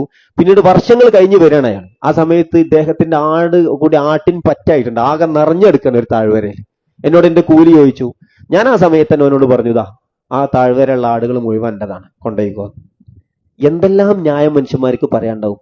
എന്റെ പൈസ കൊണ്ട് ഞാൻ വാങ്ങിയ 2 ആടത് ആ മൂലക്ക് കിടക്കണം, അതിനെടുത്തോ എന്ന് പറയാം. പറഞ്ഞിട്ടില്ല. ഇത്രകാലം എവിടെനി? ഇതല്ലേ നമ്മളെ മെയിൻ ചോദ്യം. അനക്ക് അന്ന് വാങ്ങാൻ കഴിക്കാതെ പിന്നെ എവിടെനി? ഇപ്പൊ ചോദിച്ചു വന്നിക്കുക. എന്തെല്ലാം ന്യായം മനുഷ്യന്മാര് പറയും. ഒന്നുമില്ല. അതാ ആ താഴ്വരയുള്ള മുഴുവൻ എന്റെ കൊണ്ടേക്കുന്നു. അയാൾ ആട്ടുംപറ്റത്തേറ്റ് പോയി എന്നാണ്. എന്നിട്ട് പ്രാർത്ഥിക്കാണ്, പടച്ചോനെ ഞാൻ ഇത് ചെയ്തത് നിന്റെ വജ്ഹ് ആഗ്രഹിച്ചുകൊണ്ട് മാത്രമാണ് റബ്ബേ, ഈ പ്രയാസത്തിൽ നിന്ന് കാത്തു രക്ഷിക്കണമേ റബ്ബേ. അല്പം നീങ്ങിന്നല്ലേ, ഗുഹാമുഖം അടഞ്ഞത് നീങ്ങിന്നല്ലേ. അടുത്ത ആള് പ്രാർത്ഥിച്ചു, എനിക്ക് ഏറ്റവും പ്രിയപ്പെട്ട മാതാപിതാക്കൾ, അവർക്ക് വേണ്ടി പാല് കൊണ്ടുവന്ന് അവര് കുടിച്ചിട്ടേ ഞാൻ മറ്റുള്ളവർക്ക് കൊടുക്കാറുള്ളൂ. ഒരു ദിവസം ഞാൻ വിറക് തേടിപ്പോയി വന്ന് വൈകി, അപ്പോഴേക്കും അവർ ഉറങ്ങിപ്പോയി. അല്ലാഹുവേ, എന്റെ മക്കള് കരഞ്ഞിട്ട് ഞാൻ കൊടുത്തിട്ടില്ല. അവരുണരുന്നത് വരെ കാത്തിരുന്നു ഉണർന്നോൽക്ക് കൊടുത്തിട്ടാണ് ബാക്കിയൊക്കെ ഞാൻ കൊടുത്തത്. റബ്ബേ, ഇത് ഞാൻ എന്റെ ഇഖ്ലാസ് കൊണ്ട് ചെയ്താണ്, നിന്റെ കൂലി ആഗ്രഹിച്ചുകൊണ്ട് ചെയ്താണ് റബ്ബേ, രക്ഷപ്പെടുത്തണേന്നാണ്. രക്ഷപ്പെടുത്തിയില്ലേ? 3-ാമത്തെ ആള് പ്രാർത്ഥിച്ചു, എന്റെ കുടുംബത്തിൽ ഒരു പെൺകുട്ടിയുമായി ഒരു അവിഹിത ബന്ധം ഞാൻ ആഗ്രഹിച്ചു, അവൾ ഒരിക്കലും അതിന് സമ്മതിച്ചില്ല എന്നാണ്. അവസാനം അവിടെ വറുതി വന്നിട്ട് കുറച്ച് ധാന്യങ്ങൾക്ക് വേണ്ടി അവൾക്ക് എന്റെ മുമ്പിൽ വന്ന് കൈ നീട്ടേണ്ടി വന്നു എന്നാണ്. അന്ന് ഞാൻ വെച്ച ഡിമാൻഡ് എന്റെ കൂടെ കിടക്കണം എന്നാണ്. ഗത്യന്തരമില്ലാതെ ആ പെൺകുട്ടി കിടന്നു. ഞാൻ ആ തിന്മക്ക് വേണ്ടി ഒരുങ്ങി നിൽക്കുന്ന സമയത്ത്, അവളുടെ ശരീരത്തിലേക്ക് കയറിയിരിക്കാൻ എന്നുള്ള സമയത്ത് ഒരൊറ്റ വാക്കാണ്, ഇത്തഖില്ല, പടച്ചോനെ നീ സൂക്ഷിച്ചട്ടോ എന്നൊരു വാക്കവൾ പറഞ്ഞത് കേട്ട് ഞാൻ ആ തിന്മയിൽ നിന്ന് മാറി നിന്നു. റബ്ബേ, നിന്റെ വജ്ഹ് ആഗ്രഹിച്ച് ആരും തടയാനില്ലാത്ത നേരത്തും ഞാൻ ആ സമയത്ത് മാറി നിന്നിട്ടുണ്ട്. റബ്ബേ, ഞാൻ ആ തിന്മ ചെയ്തിട്ടില്ല, നീക്കി തരണേന്നാണ്. പടച്ചോ നീക്കി കൊടുത്തില്ലേ? നിങ്ങൾ ആലോചിച്ച് നോക്കി, ജീവിതത്തിൽ എന്തൊക്കെ ചെയ്യുന്നുണ്ട്. നമുക്കൊരു ദുരിതമുണ്ടായി ഉണ്ടാവാലോ, ഹോസ്പിറ്റലിൽ ICUവിന്റെ മുന്നിലൊക്കെ ഇങ്ങനെ മനുഷ്യന്മാരിൽ നിന്ന് തേങ്ങണ കണ്ടിട്ടില്ല നിങ്ങൾ? ഞാൻ ചോദിക്കട്ടെ, നമുക്കൊക്കെ ഉണ്ടാവൂല അങ്ങനത്തെ ഒരു നേരത്തെ എടുത്ത് പ്രാർത്ഥിക്കാൻ പറ്റിയ 100% ആത്മാർത്ഥമാണെന്ന് നമുക്കും പടച്ച റബ്ബിനും ഉറപ്പുള്ള അമലുകൾ ഏതൊക്കെയാണ്? നിസ്കാരമുണ്ടോ? ആരെങ്കിലും സഹായിച്ചതുണ്ടോ?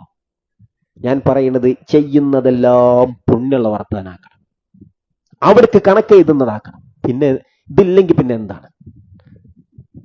അതുകൊണ്ട് ചെയ്യുന്നത് എന്താവട്ടെ. കാലിൽ ചെരുപ്പ് ധരിക്കാണ്, ഇത് അള്ളാഹുവിന്റെ റസൂൽ പറഞ്ഞാണ്, വലത്തെ കാലിൽ ധരിക്കണം. ഞാൻ അങ്ങനെ തുടങ്ങാണ്.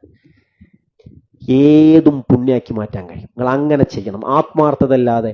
ഒരു മനുഷ്യനൊരു സഹായം കൊടുക്കുമ്പോൾ ഏതായാലും വന്നതല്ലേ, അല്ല, ഓൻ വന്നതുകൊണ്ടാണ് എനിക്ക് കൊടുക്കാൻ പറ്റി, അതാണ്. നമ്മൾ അവിടെ കൊണ്ടുപോയി കൊടുക്കേണ്ടതാണ്, പക്ഷെ ഓൻ ഇങ്ങോട്ട് വന്നതാ, അതുകൊണ്ട് കൊടുക്കാൻ പറ്റി. നിയ്യത്ത് ശരിയാക്കിയിട്ട് ചെയ്യുക, എന്നതൊക്കെ ഉപകരിക്കും. ഞാൻ അവസാനിപ്പിക്കണം സഹോദരങ്ങളെ. നമ്മുടെ കാര്യം മാത്രമല്ല, മക്കളുടെ കാര്യമൊക്കെ നോക്കണം എന്ന് പറഞ്ഞ കൂട്ടത്തിൽ നമുക്ക് ഓർമ്മപ്പെടുത്താനുള്ളത്, ഈ മക്കളെ കൊണ്ട് കുറെ നേട്ടം നമുക്കുണ്ട്, അത് കിട്ടണം എന്നുള്ളതാണ്. ദുനിയാവിൽ കുറെ കാര്യം വരെ കൊണ്ടുണ്ട്, നാളെ പരലോകത്തും നമുക്കുണ്ട്. നമ്മളെ വീട്ടിൽ വരെ തീറ്റി പോറ്റി ഒക്കെ എല്ലാ സൗകര്യങ്ങളും ചെയ്തു കൊടുക്കുന്നത് നമ്മുടെ ജീവിതത്തിന്റെ ഒരു ഘട്ടത്തിൽ അവരുടെ താങ്ങും തണലും നമുക്ക് കിട്ടേണ്ടതുണ്ടാവും. ആ നേരത്തത് കിട്ടാനാണ്. നമ്മൾ ഈ ലോകത്തു നിന്ന് വിട പറഞ്ഞാലും അള്ളാഹുവിന്റെ അടുക്കലേക്ക് പ്രാർത്ഥനകളായി, ഇസ്തിഗ്ഫാറുകളായി നമ്മുടെ ഖബറുകളിലേക്ക് എത്തേണ്ട ഭാഗങ്ങളാണത്.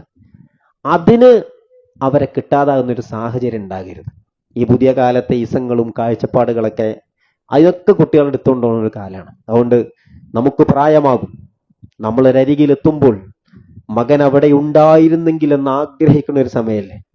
ഈ സമയത്ത് എൻ്റെ കൈ പിടിക്കാൻ എൻ്റെ മോനൊന്നുണ്ടായിരുന്നെങ്കിലെന്ന്, ആ ഗുളികൊന്ന് എടുത്തരാൻ എൻ്റെ മോനൊന്നുണ്ടായിരുന്നെങ്കിലെന്ന്, ഒന്നുകൊണ്ട് പുറത്തേക്ക് ഇറങ്ങാൻ എൻ്റെ കുട്ടി ഒന്നിൻ്റെ കൂടെ ഉണ്ടായിരുന്നെങ്കിലെന്ന് ആഗ്രഹിക്കുന്ന ഒരു നേരല്ലേ. അത് നമുക്ക് കിട്ടേണ്ടതാണ്. മക്കളോട് അങ്ങനെ തന്നെ പടച്ചവൻ പറഞ്ഞിട്ടുണ്ട്, പ്രായം കൂടുന്തോറും നിങ്ങൾ വാപ്പാനിമാനും നല്ല നോക്കണം, അതിന് അവര് പ്രാപ്തരാകണം. അതിന് ദീനല്ലാത്ത വഴിയൊന്നുമില്ല. സൗദി അറേബ്യയിൽ നിങ്ങൾ കണ്ടില്ലേ, 2 മനുഷ്യന്മാര് കേസ് കൊടുത്തത്. എന്തിനാപ്പ കേസ് കൊടുത്ത്? അനിയനെതിരെ ഏട്ടൻ കേസ് കൊടുത്തിരിക്കുകയാണ്. എന്താ കേസ്? ബാപ്പാനെ ഓൻ കൊണ്ടുപോയതാണ് നോക്കാൻ പറഞ്ഞിട്ട് തിരിച്ചു തരുന്നില്ലാന്ന്. 1 മാസം നിന്റെ കൂടെ നിന്നോട്ടെ കഴിഞ്ഞിട്ട് എനിക്ക് നോക്കാൻ എന്റെ പാരന്റ്സിന് എനിക്ക് തരുന്നില്ലാന്ന്. അതുകൊണ്ട് കോടതി ഇടപെട്ട് എന്റെ പാരന്റ്സിന് എനിക്ക് തരണം എന്നാണ്. എന്റെ സ്വർഗല്ലേ അത്, എന്റെ സ്വർഗം എനിക്ക് നഷ്ടപ്പെടുത്താൻ പറ്റൂലല്ലോ. അതുകൊണ്ട് എനിക്ക് അതിന് കേസ് കൊടുക്കുക. 2 ആളും അല്ല ഞാൻ തന്നെ നോക്കിക്കോളാം, അല്ല എനിക്കും വേണം നോക്കാൻ. എന്താണ് നമ്മളെ നാട്ടിൽ നേരെ തിരിച്ചാകുകയാണ്. ഈ കൊണ്ടുപോവുക, ഈ കൊണ്ടുപോയില്ലെങ്കിലും ഞാൻ അവിടെ കൊണ്ടുവന്നിടുന്നതാണ് ഇപ്പോഴത്തെ പുതിയ സംഗതി നമ്മൾ കണ്ടുകൊണ്ടിരിക്കണം. അങ്ങനൊന്നുമല്ല. മാതാപിതാക്കളുടെ കാര്യത്തിലും മക്കളുടെ കാര്യത്തിലും അതിയായ ശ്രദ്ധ അനിവാര്യമാണ്. നമ്മൾ മരിച്ചു എന്ന് കേൾക്കുമ്പോൾ നെഞ്ചകം പൊട്ടണം. ആ സമയത്ത് ആകാശത്തേക്ക് ഉയരുന്ന പ്രാർത്ഥനകൾ ഉണ്ടാകണം. നമ്മുടെ ജനാസ കുളിപ്പിക്കാൻ അവരുണ്ടാകണം. നമ്മുടെ മയ്യത്തിന് മുമ്പിൽ നിന്ന് അവസാനമായി അവന് നിർവഹിക്കാനുള്ള നിസ്കാരമില്ലേ, അതവൻ കണ്ണു നിറഞ്ഞ് റബ്ബിനോട് തേടി പ്രാർത്ഥിക്കണം. അല്ലാഹുമ്മ ഗഫിർല, പടച്ചോനെ ബാപ്പയാണിത് പുറത്തു കൊടുക്കണേ എന്ന്, ഇതെന്റെ ഉമ്മയാണ് പുറത്തു കൊടുക്കണേ എന്ന് നെഞ്ചുപൊട്ടിക്കരയാൻ, നെഞ്ചുപൊട്ടി പ്രാർത്ഥിക്കാൻ, ഹൃദയം വിങ്ങി പ്രാർത്ഥനകൾ കൊണ്ട് നമുക്ക് സമ്മാനങ്ങൾ നൽകാൻ ആ മക്കൾ നമുക്ക് ബാക്കിയുണ്ടാകണം. ഏതെങ്കിലും ഒരുത്തൻ ഇവിടെ വന്ന് അതും ഇതും വിളിച്ചു പറയുമ്പോൾ അത്തരം ആശയങ്ങൾ കേട്ട് കുടുംബത്തെയും വീട്ടിനെയും നാടിനെയും നന്മകളെയും വലിച്ചെറിഞ്ഞിറങ്ങി പോകുന്ന മക്കളാകാതിരിക്കാൻ അവരെ നമ്മൾ നമ്മോടൊപ്പം ചേർത്തു പിടിക്കുക. അവർ നഷ്ടപ്പെട്ടാൽ നഷ്ടം തന്നെയാണ്, ഒരു സംശയവും വേണ്ട. ഇവിടെ ഒരു സോഷ്യൽ മീഡിയയിൽ ഒരു കുട്ടിയുടെ ഒരു ഇത് കാണുണ്ടായി. ആ കുട്ടി ഉമ്മാനെ വിളിക്കുകയാണ്. ഏതോ ഒരു ഖുർആൻ പഠിക്കുന്ന സ്ഥാപനത്തിൽ കൊണ്ടുപോയി ആക്കിയതാണ്. നമ്മുടെ കണ്ണ് നിറഞ്ഞു പോകും അത് കേട്ടാൽ. ഉമ്മാനെ വിളിക്കാണ്, ഉമ്മ അസ്സലാമു അലൈക്കും. അലൈഹിസ്സലാം. എന്തേടാ? ഇല്ല ഉമ്മ, എന്താണ് അവിടെ സുഖല്ലേ? ഇവിടെ സുഖാണ്. ഇജ്ജ് ചായ കുടിച്ചാ? ചായ കുടിച്ചുമ്മ. പിന്നെ നിങ്ങളോടൊരു കാര്യം പറയാണ്ട് എന്നാണ് കുട്ടി പറയാ. ചെറിയ പൈതലാണ്. നിങ്ങളോട് എനിക്കൊരു കാര്യം പറയാനുണ്ട്. എന്തേ? ഉമ്മ, നിങ്ങൾക്ക് വേണ്ടി ഞാൻ സ്വർഗത്തിലൊരു കൊട്ടാരം പണിതിട്ടുണ്ട്. എന്തേ കാരണം? ഖുർആൻ പഠിക്കാൻ കൊണ്ടുപോയി ആക്കിയതാണ്. നിങ്ങൾ ആലോചിച്ച് നോക്കിയ നബിസ്വാസുമ പറഞ്ഞൊരു ഭാഗം ഉണ്ടല്ലോ, നാളെ പരലോകത്ത് ആർക്കും വസ്ത്രമില്ലാത്ത സമയം, വല്ലാത്തൊരു സമയമാണത്. അള്ളാഹു കാത്ത് രക്ഷിക്കുമാറാകട്ടെ, സ്ഥൈര്യം നൽകുമാറാകട്ടെ. ആ ഘട്ടത്തിൽ ചില രക്ഷിതാക്കൾ അള്ളാഹു ആദരിക്കുന്നതാണ്, ചില കുട്ടികളെ ആദരിക്കുന്നതാണ്. ഈ രക്ഷിതാക്കൾക്ക് പ്രത്യേക വസ്ത്രവും ഇതൊക്കെ കൊടുത്ത് ആ പരലോകത്ത് വരെ അങ്ങനെ ആദരിക്കുമ്പോൾ ഇവര് ചോദിക്കുന്ന ഒരു ചോദ്യമുണ്ട്, ബി അന്നാഹാദി, അല്ല എന്തിനാണ് ഇപ്പൊ ഞങ്ങൾക്ക് തന്നതെന്നാണ്, ഞങ്ങൾ എന്തു നന്മ ചെയ്തിട്ടാണ് തന്നത് എന്നാണ്. രണ്ടുത്തരങ്ങൾ കാണാൻ കഴിയും, രണ്ടുത്തരങ്ങൾ. ഒന്നെന്താ വെച്ചാൽ ബി അഹ്ദി വലദിക്കുമാ അൽ ഖുർആൻ എന്നാണ്, നിങ്ങളുടെ മക്കള് ഖുർആൻ സ്വീകരിച്ചത് കൊണ്ട് എന്നാണ്. സഹോദരങ്ങളെ, ഈ ഖുർആൻ നമ്മള് മക്കൾ കണ്ട് പഠിപ്പിച്ചു കൊടുത്ത് അതിൽ കൂടുതൽ കഴിവും പ്രാപ്തിയുള്ളവരാക്കാൻ വേണ്ടി ചില ആൾക്കാർ മക്കളെങ്ങനെ കൊണ്ടുനടക്കുന്ന കണ്ടിട്ടില്ല നിങ്ങൾ? ഖുർആനിന്റെ മുസാബക്കകൾ ഉണ്ടാകുമ്പോൾ, മത്സരങ്ങൾ ഉണ്ടാകുമ്പോൾ തന്റെ കുട്ടികളുടെ കയ്യും പിടിച്ച് ഇങ്ങനെ വന്ന് നിൽക്കുന്ന കണ്ടിട്ടില്ലേ? മത്സരമുണ്ട്, ഓളിപ്പോ 8 ജുസ് ഹിഫ്ളാക്കി, ഓൻ അവിടെയാണ് പഠിക്കുന്നത്, ഓൻ വൈകുന്നേരം മാത്രം പോയിട്ട് പഠിക്കാൻ അല്ലേ? ചിലരൊക്കെ മക്കളോട് കൊണ്ടുപോയി പറഞ്ഞയക്കാണ് ഓരോ സ്ഥലത്ത്, സ്ഥാപനത്തില് 3-4 കൊല്ലം ആ വാപ്പിയും ഇല്ലാതെ കുട്ടിയോടെ വളരെയാണ്. നിങ്ങൾ ആലോചിച്ച് നോക്കി, എത്ര സങ്കടം ഉണ്ടാവും, വേദന ഉണ്ടാവും. പക്ഷെ അതിന് റബ്ബ് കൊടുക്കണ ഒരു വല്ലാത്തൊരു തൗഫീക്ക് നോക്കൂ നിങ്ങൾ.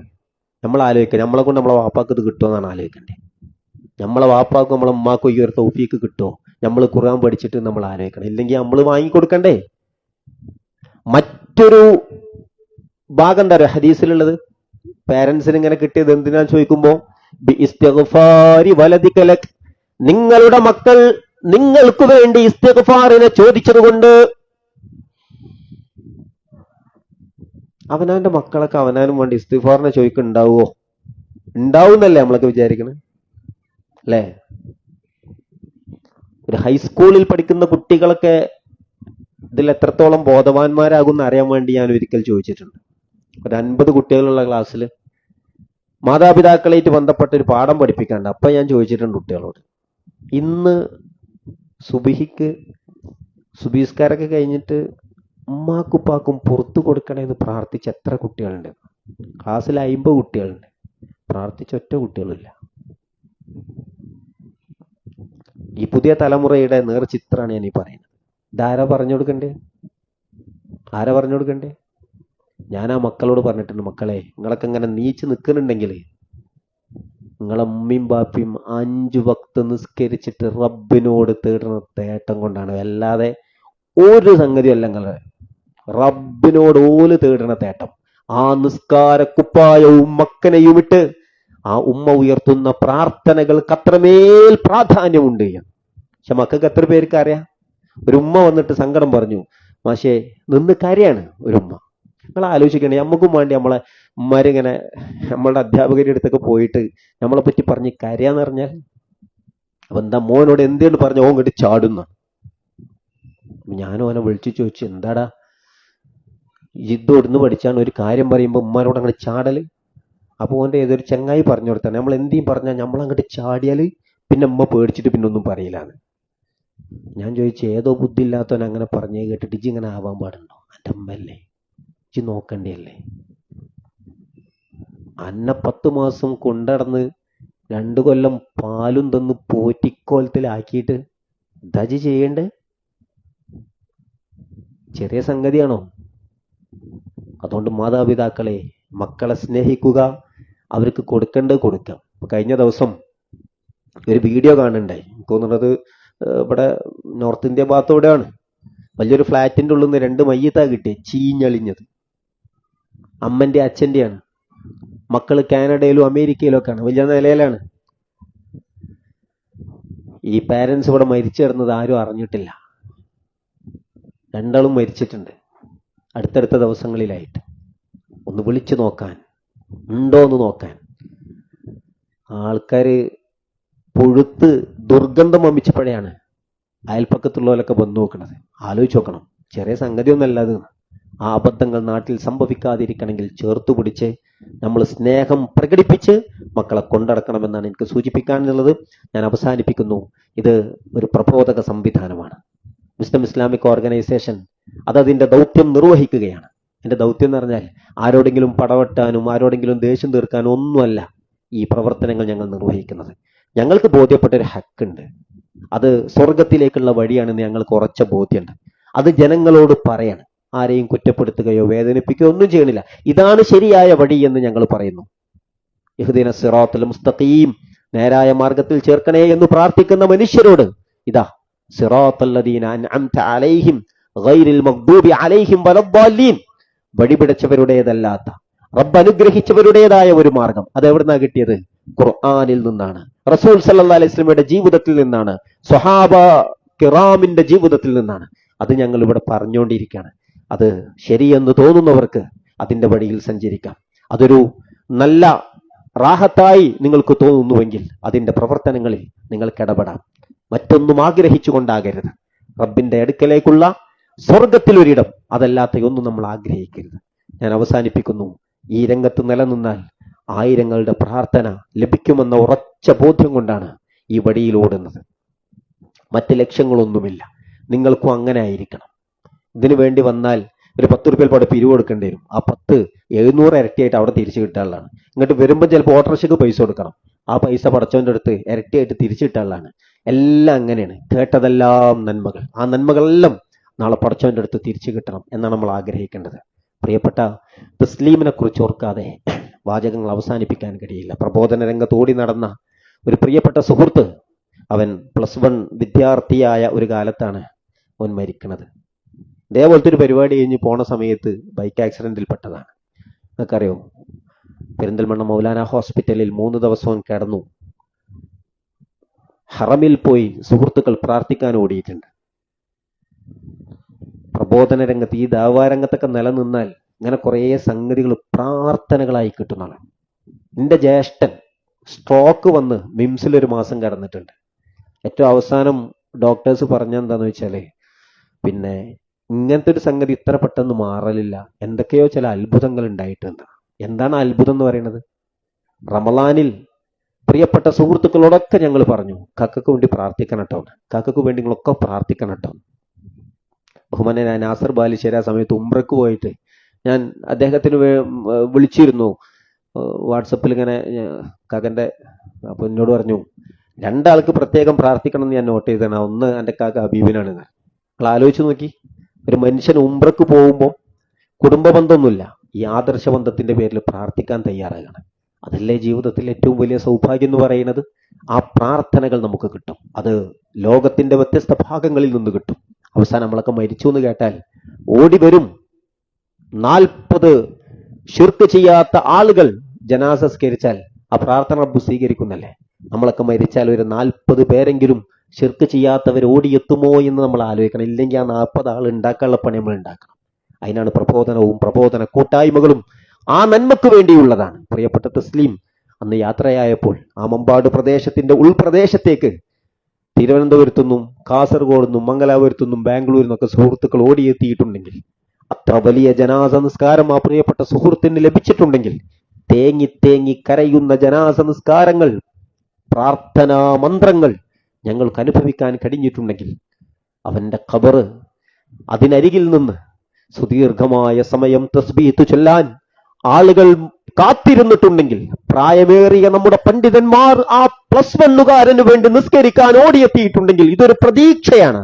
ആ പ്രതീക്ഷ നമ്മൾ നഷ്ടപ്പെടുത്തരുത്. അള്ളാഹു നൽകുന്നൊരു തൗഫീഖായി കണ്ട് റബ്ബിന്റെ മാർഗത്തിൽ നമ്മളെ കൊണ്ട് കഴിയുന്നത് നിർവഹിക്കണമെന്നാണ് ഞാൻ ഓർമ്മപ്പെടുത്തുന്നത്. പരിശുദ്ധ റമളാനിലേക്കൊക്കെ പ്രവേശിക്കാനിരിക്കുകയാണ്. എല്ലാ നിലക്കും അമലുകൾ വർദ്ധിപ്പിക്കാനുള്ള, സ്വർഗത്തിലേക്ക് എത്താനുള്ള ശ്രമങ്ങൾ നമ്മുടെയൊക്കെ ജീവിതത്തിൽ ഉണ്ടാകണം എന്ന് മാത്രം സൂചിപ്പിക്കുകയാണ്. അതുപോലെ തന്നെ സഹോദരങ്ങളെ, ധാരാളം ആളുകൾ പ്രാർത്ഥനകൾ ആവശ്യപ്പെട്ടിട്ടുണ്ട്. നമുക്കെല്ലാവർക്കും അറിയാം, നമ്മളുടെയൊക്കെ ശരീരത്തിൽ എന്തൊക്കെ രോഗമുണ്ട് നമുക്ക് പോലും അറിയില്ല. എല്ലാം അറിയുന്ന റബ്ബാണ്. രോഗം തരുന്നവനും ശിഫയാക്കുന്നൊക്കെ റബ്ബാണ്. അള്ളാഹുവിനോട് നമുക്ക് പ്രാർത്ഥിക്കാം. ഇവിടെ തന്നെ 2-3 ആളുകളുടെ പേരുകളൊക്കെ തന്നിട്ടുണ്ട്. പൊറ്റമ്മൽ മാനു, നമ്മുടെ അടുത്ത വീട്ടിലുള്ള റഷീദ് സാഹിബ്, ജാഫർ സിദ്ദീഖ്, ഈ പേരുകളൊക്കെ തന്നിട്ടുണ്ട്. വ്യത്യസ്തമായ അസുഖങ്ങൾ കൊണ്ട് പ്രയാസപ്പെടുന്ന ആളുകളാണ്. അള്ളാഹുവേ, എല്ലാ നിലക്കുള്ള ശിഫയും നീ പ്രദാനം ചെയ്യണം റഹ്മാനെ. അള്ളാഹുവേ, വ്യത്യസ്തമായ രോഗങ്ങൾ കൊണ്ട് പ്രയാസം അനുഭവിക്കുന്നവർക്ക് നാഥ നീ ശിഫ പ്രദാനം ചെയ്യണം തമ്പുരാനെ. അള്ളാഹുവേ, അവരെ ആയുരാരോഗ്യം നൽകി അനുഗ്രഹിക്കണമേ റഹ്മാനെ. അള്ളാഹുവേ, രോഗത്തിന്റെ സമയത്ത് ക്ഷമിക്കുകയും സഹിക്കുകയും ഒക്കെ ചെയ്യുന്ന ആളുകൾക്ക് നാഥ സ്വർഗം നീ സമ്മാനമായി പകരം നൽകണമേ തമ്പുരാനെ. അള്ളാഹുവേ, ഞങ്ങൾ ഇന്ന് മരണപ്പെട്ടു പോയ എത്രയോ സഹോദരി സഹോദരങ്ങളുണ്ട് നാഥ, അവർക്കെല്ലാവർക്കും നീ മഗ്ഫിറത്തും മർഹമത്തും നൽകി അനുഗ്രഹിക്കണമേ തമ്പുരാനെ. അള്ളാഹുവേ, ജീവിതത്തിൽ പള്ളികളിലേക്ക് ഓടിയെത്താനും നിസ്കാരങ്ങളിൽ പങ്കെടുക്കാനും ശ്രമിക്കുന്ന ഏറ്റവും നല്ല മുത്തഖീങ്ങളിൽ ഞങ്ങളെ നീ ഉൾപ്പെടുത്തി അനുഗ്രഹിക്കണമേ തമ്പുരാനെ. അള്ളാഹുവേ, കുടുംബകങ്ങളിൽ സ്വസ്ഥതയും സമാധാനവും നീ പ്രദാനം ചെയ്യണം തമ്പുരാനെ. അള്ളാഹുവേ, ഞങ്ങളുടെ മാതാപിതാക്കൾക്ക് നീ പുറത്തു കൊടുക്കണമേ റഹ്മാനെ. അവരനുഭവിക്കുന്ന പ്രയാസങ്ങളിൽ ആശ്വാസം നൽകി അനുഗ്രഹിക്കണമേ തമ്പുരാനെ. അള്ളാഹുവെ, മക്കളുടെ പലതായ പ്രയാസം അനുഭവിക്കുന്ന രക്ഷിതാക്കളുണ്ട് നാഥ. രോഗം കൊണ്ടും മറ്റ് പല പ്രയാസങ്ങൾ കൊണ്ടും അതെല്ലാം പറഞ്ഞുകൊണ്ടിരിക്കുന്ന രക്ഷിതാക്കളുണ്ട് നാഥ. അവരുടെ പ്രാർത്ഥനകൾ നീ സ്വീകരിക്കണമേ റഹ്മാനെ. ആ മക്കൾക്ക് നീ നേർമാർഗം കാണിച്ചു കൊടുക്കണമേ തമ്പുരാനെ. അള്ളാഹുവേ, മരിക്കുന്ന വേളയിൽ ലാ ഇലാഹ ഇല്ലല്ലാ എന്ന് ഉച്ചരിച്ചുകൊണ്ട് യാത്രയാകാനുള്ള മഹാസൗഭാഗ്യം ഞങ്ങൾക്ക് നീ നൽകി അനുഗ്രഹിക്കണമേ റഹ്മാനെ. അള്ളാഹുവേ, ഈ ഒരു പ്രോഗ്രാമിന് വേണ്ടി ഒരുപാട് കഷ്ടപ്പെട്ട സഹോദരങ്ങളുണ്ട്, ഞങ്ങളുടെ പ്രിയപ്പെട്ട സുഹൃത്തുക്കളുണ്ട്. അവരുടേതായ തിരക്കുകൾക്കിടയിൽ സമയം കണ്ടെത്തിയിട്ടാണ് ഇത് ചെയ്തിട്ടുള്ളത്. ഓരോരുത്തരും അള്ളാഹുവേ, എല്ലാം അറിയുന്നവൻ നീയാണ്. എല്ലാം നീ ഇരട്ടിയായി സ്വീകരിക്കണമേ റഹ്മാനെ. നാളെ പരലോകത്ത് അള്ളാഹുവേ, ഇരട്ടിയായി അവർക്ക് തിരിച്ചു നൽകണമേ റഹ്മാനെ. അള്ളാഹുവേ, ഈ സൗകര്യങ്ങൾ നമുക്ക് നൽകിയിട്ടുള്ള ഈ വീട്ടുകാർ അള്ളാഹുവേ, അവരുടെ ജീവിതത്തിൽ ഹൈറും ബറക്കത്തും നൽകി അനുഗ്രഹിക്കണമേ റഹ്മാനെ. അള്ളാഹുവേ, ദീനിനെ സഹായിക്കാനുള്ള മനസ്സ് നീ നിലനിർത്തണമേ റഹ്മാനെ. അള്ളാഹുവേ, ഈ നന്മയുടെ ഭാഗമായി അവർ അനുഭവിക്കുന്ന പ്രയാസങ്ങൾ നീ ദൂരീകരിച്ചു കൊടുക്കണമേ തമ്പുരാനെ. ربنا تقبل منا انك انت السميع العليم وتب علينا انك انت التواب الرحيم. ربنا آتنا في الدنيا حسنه وفي الاخره حسنه وقنا عذاب النار. السلام عليكم.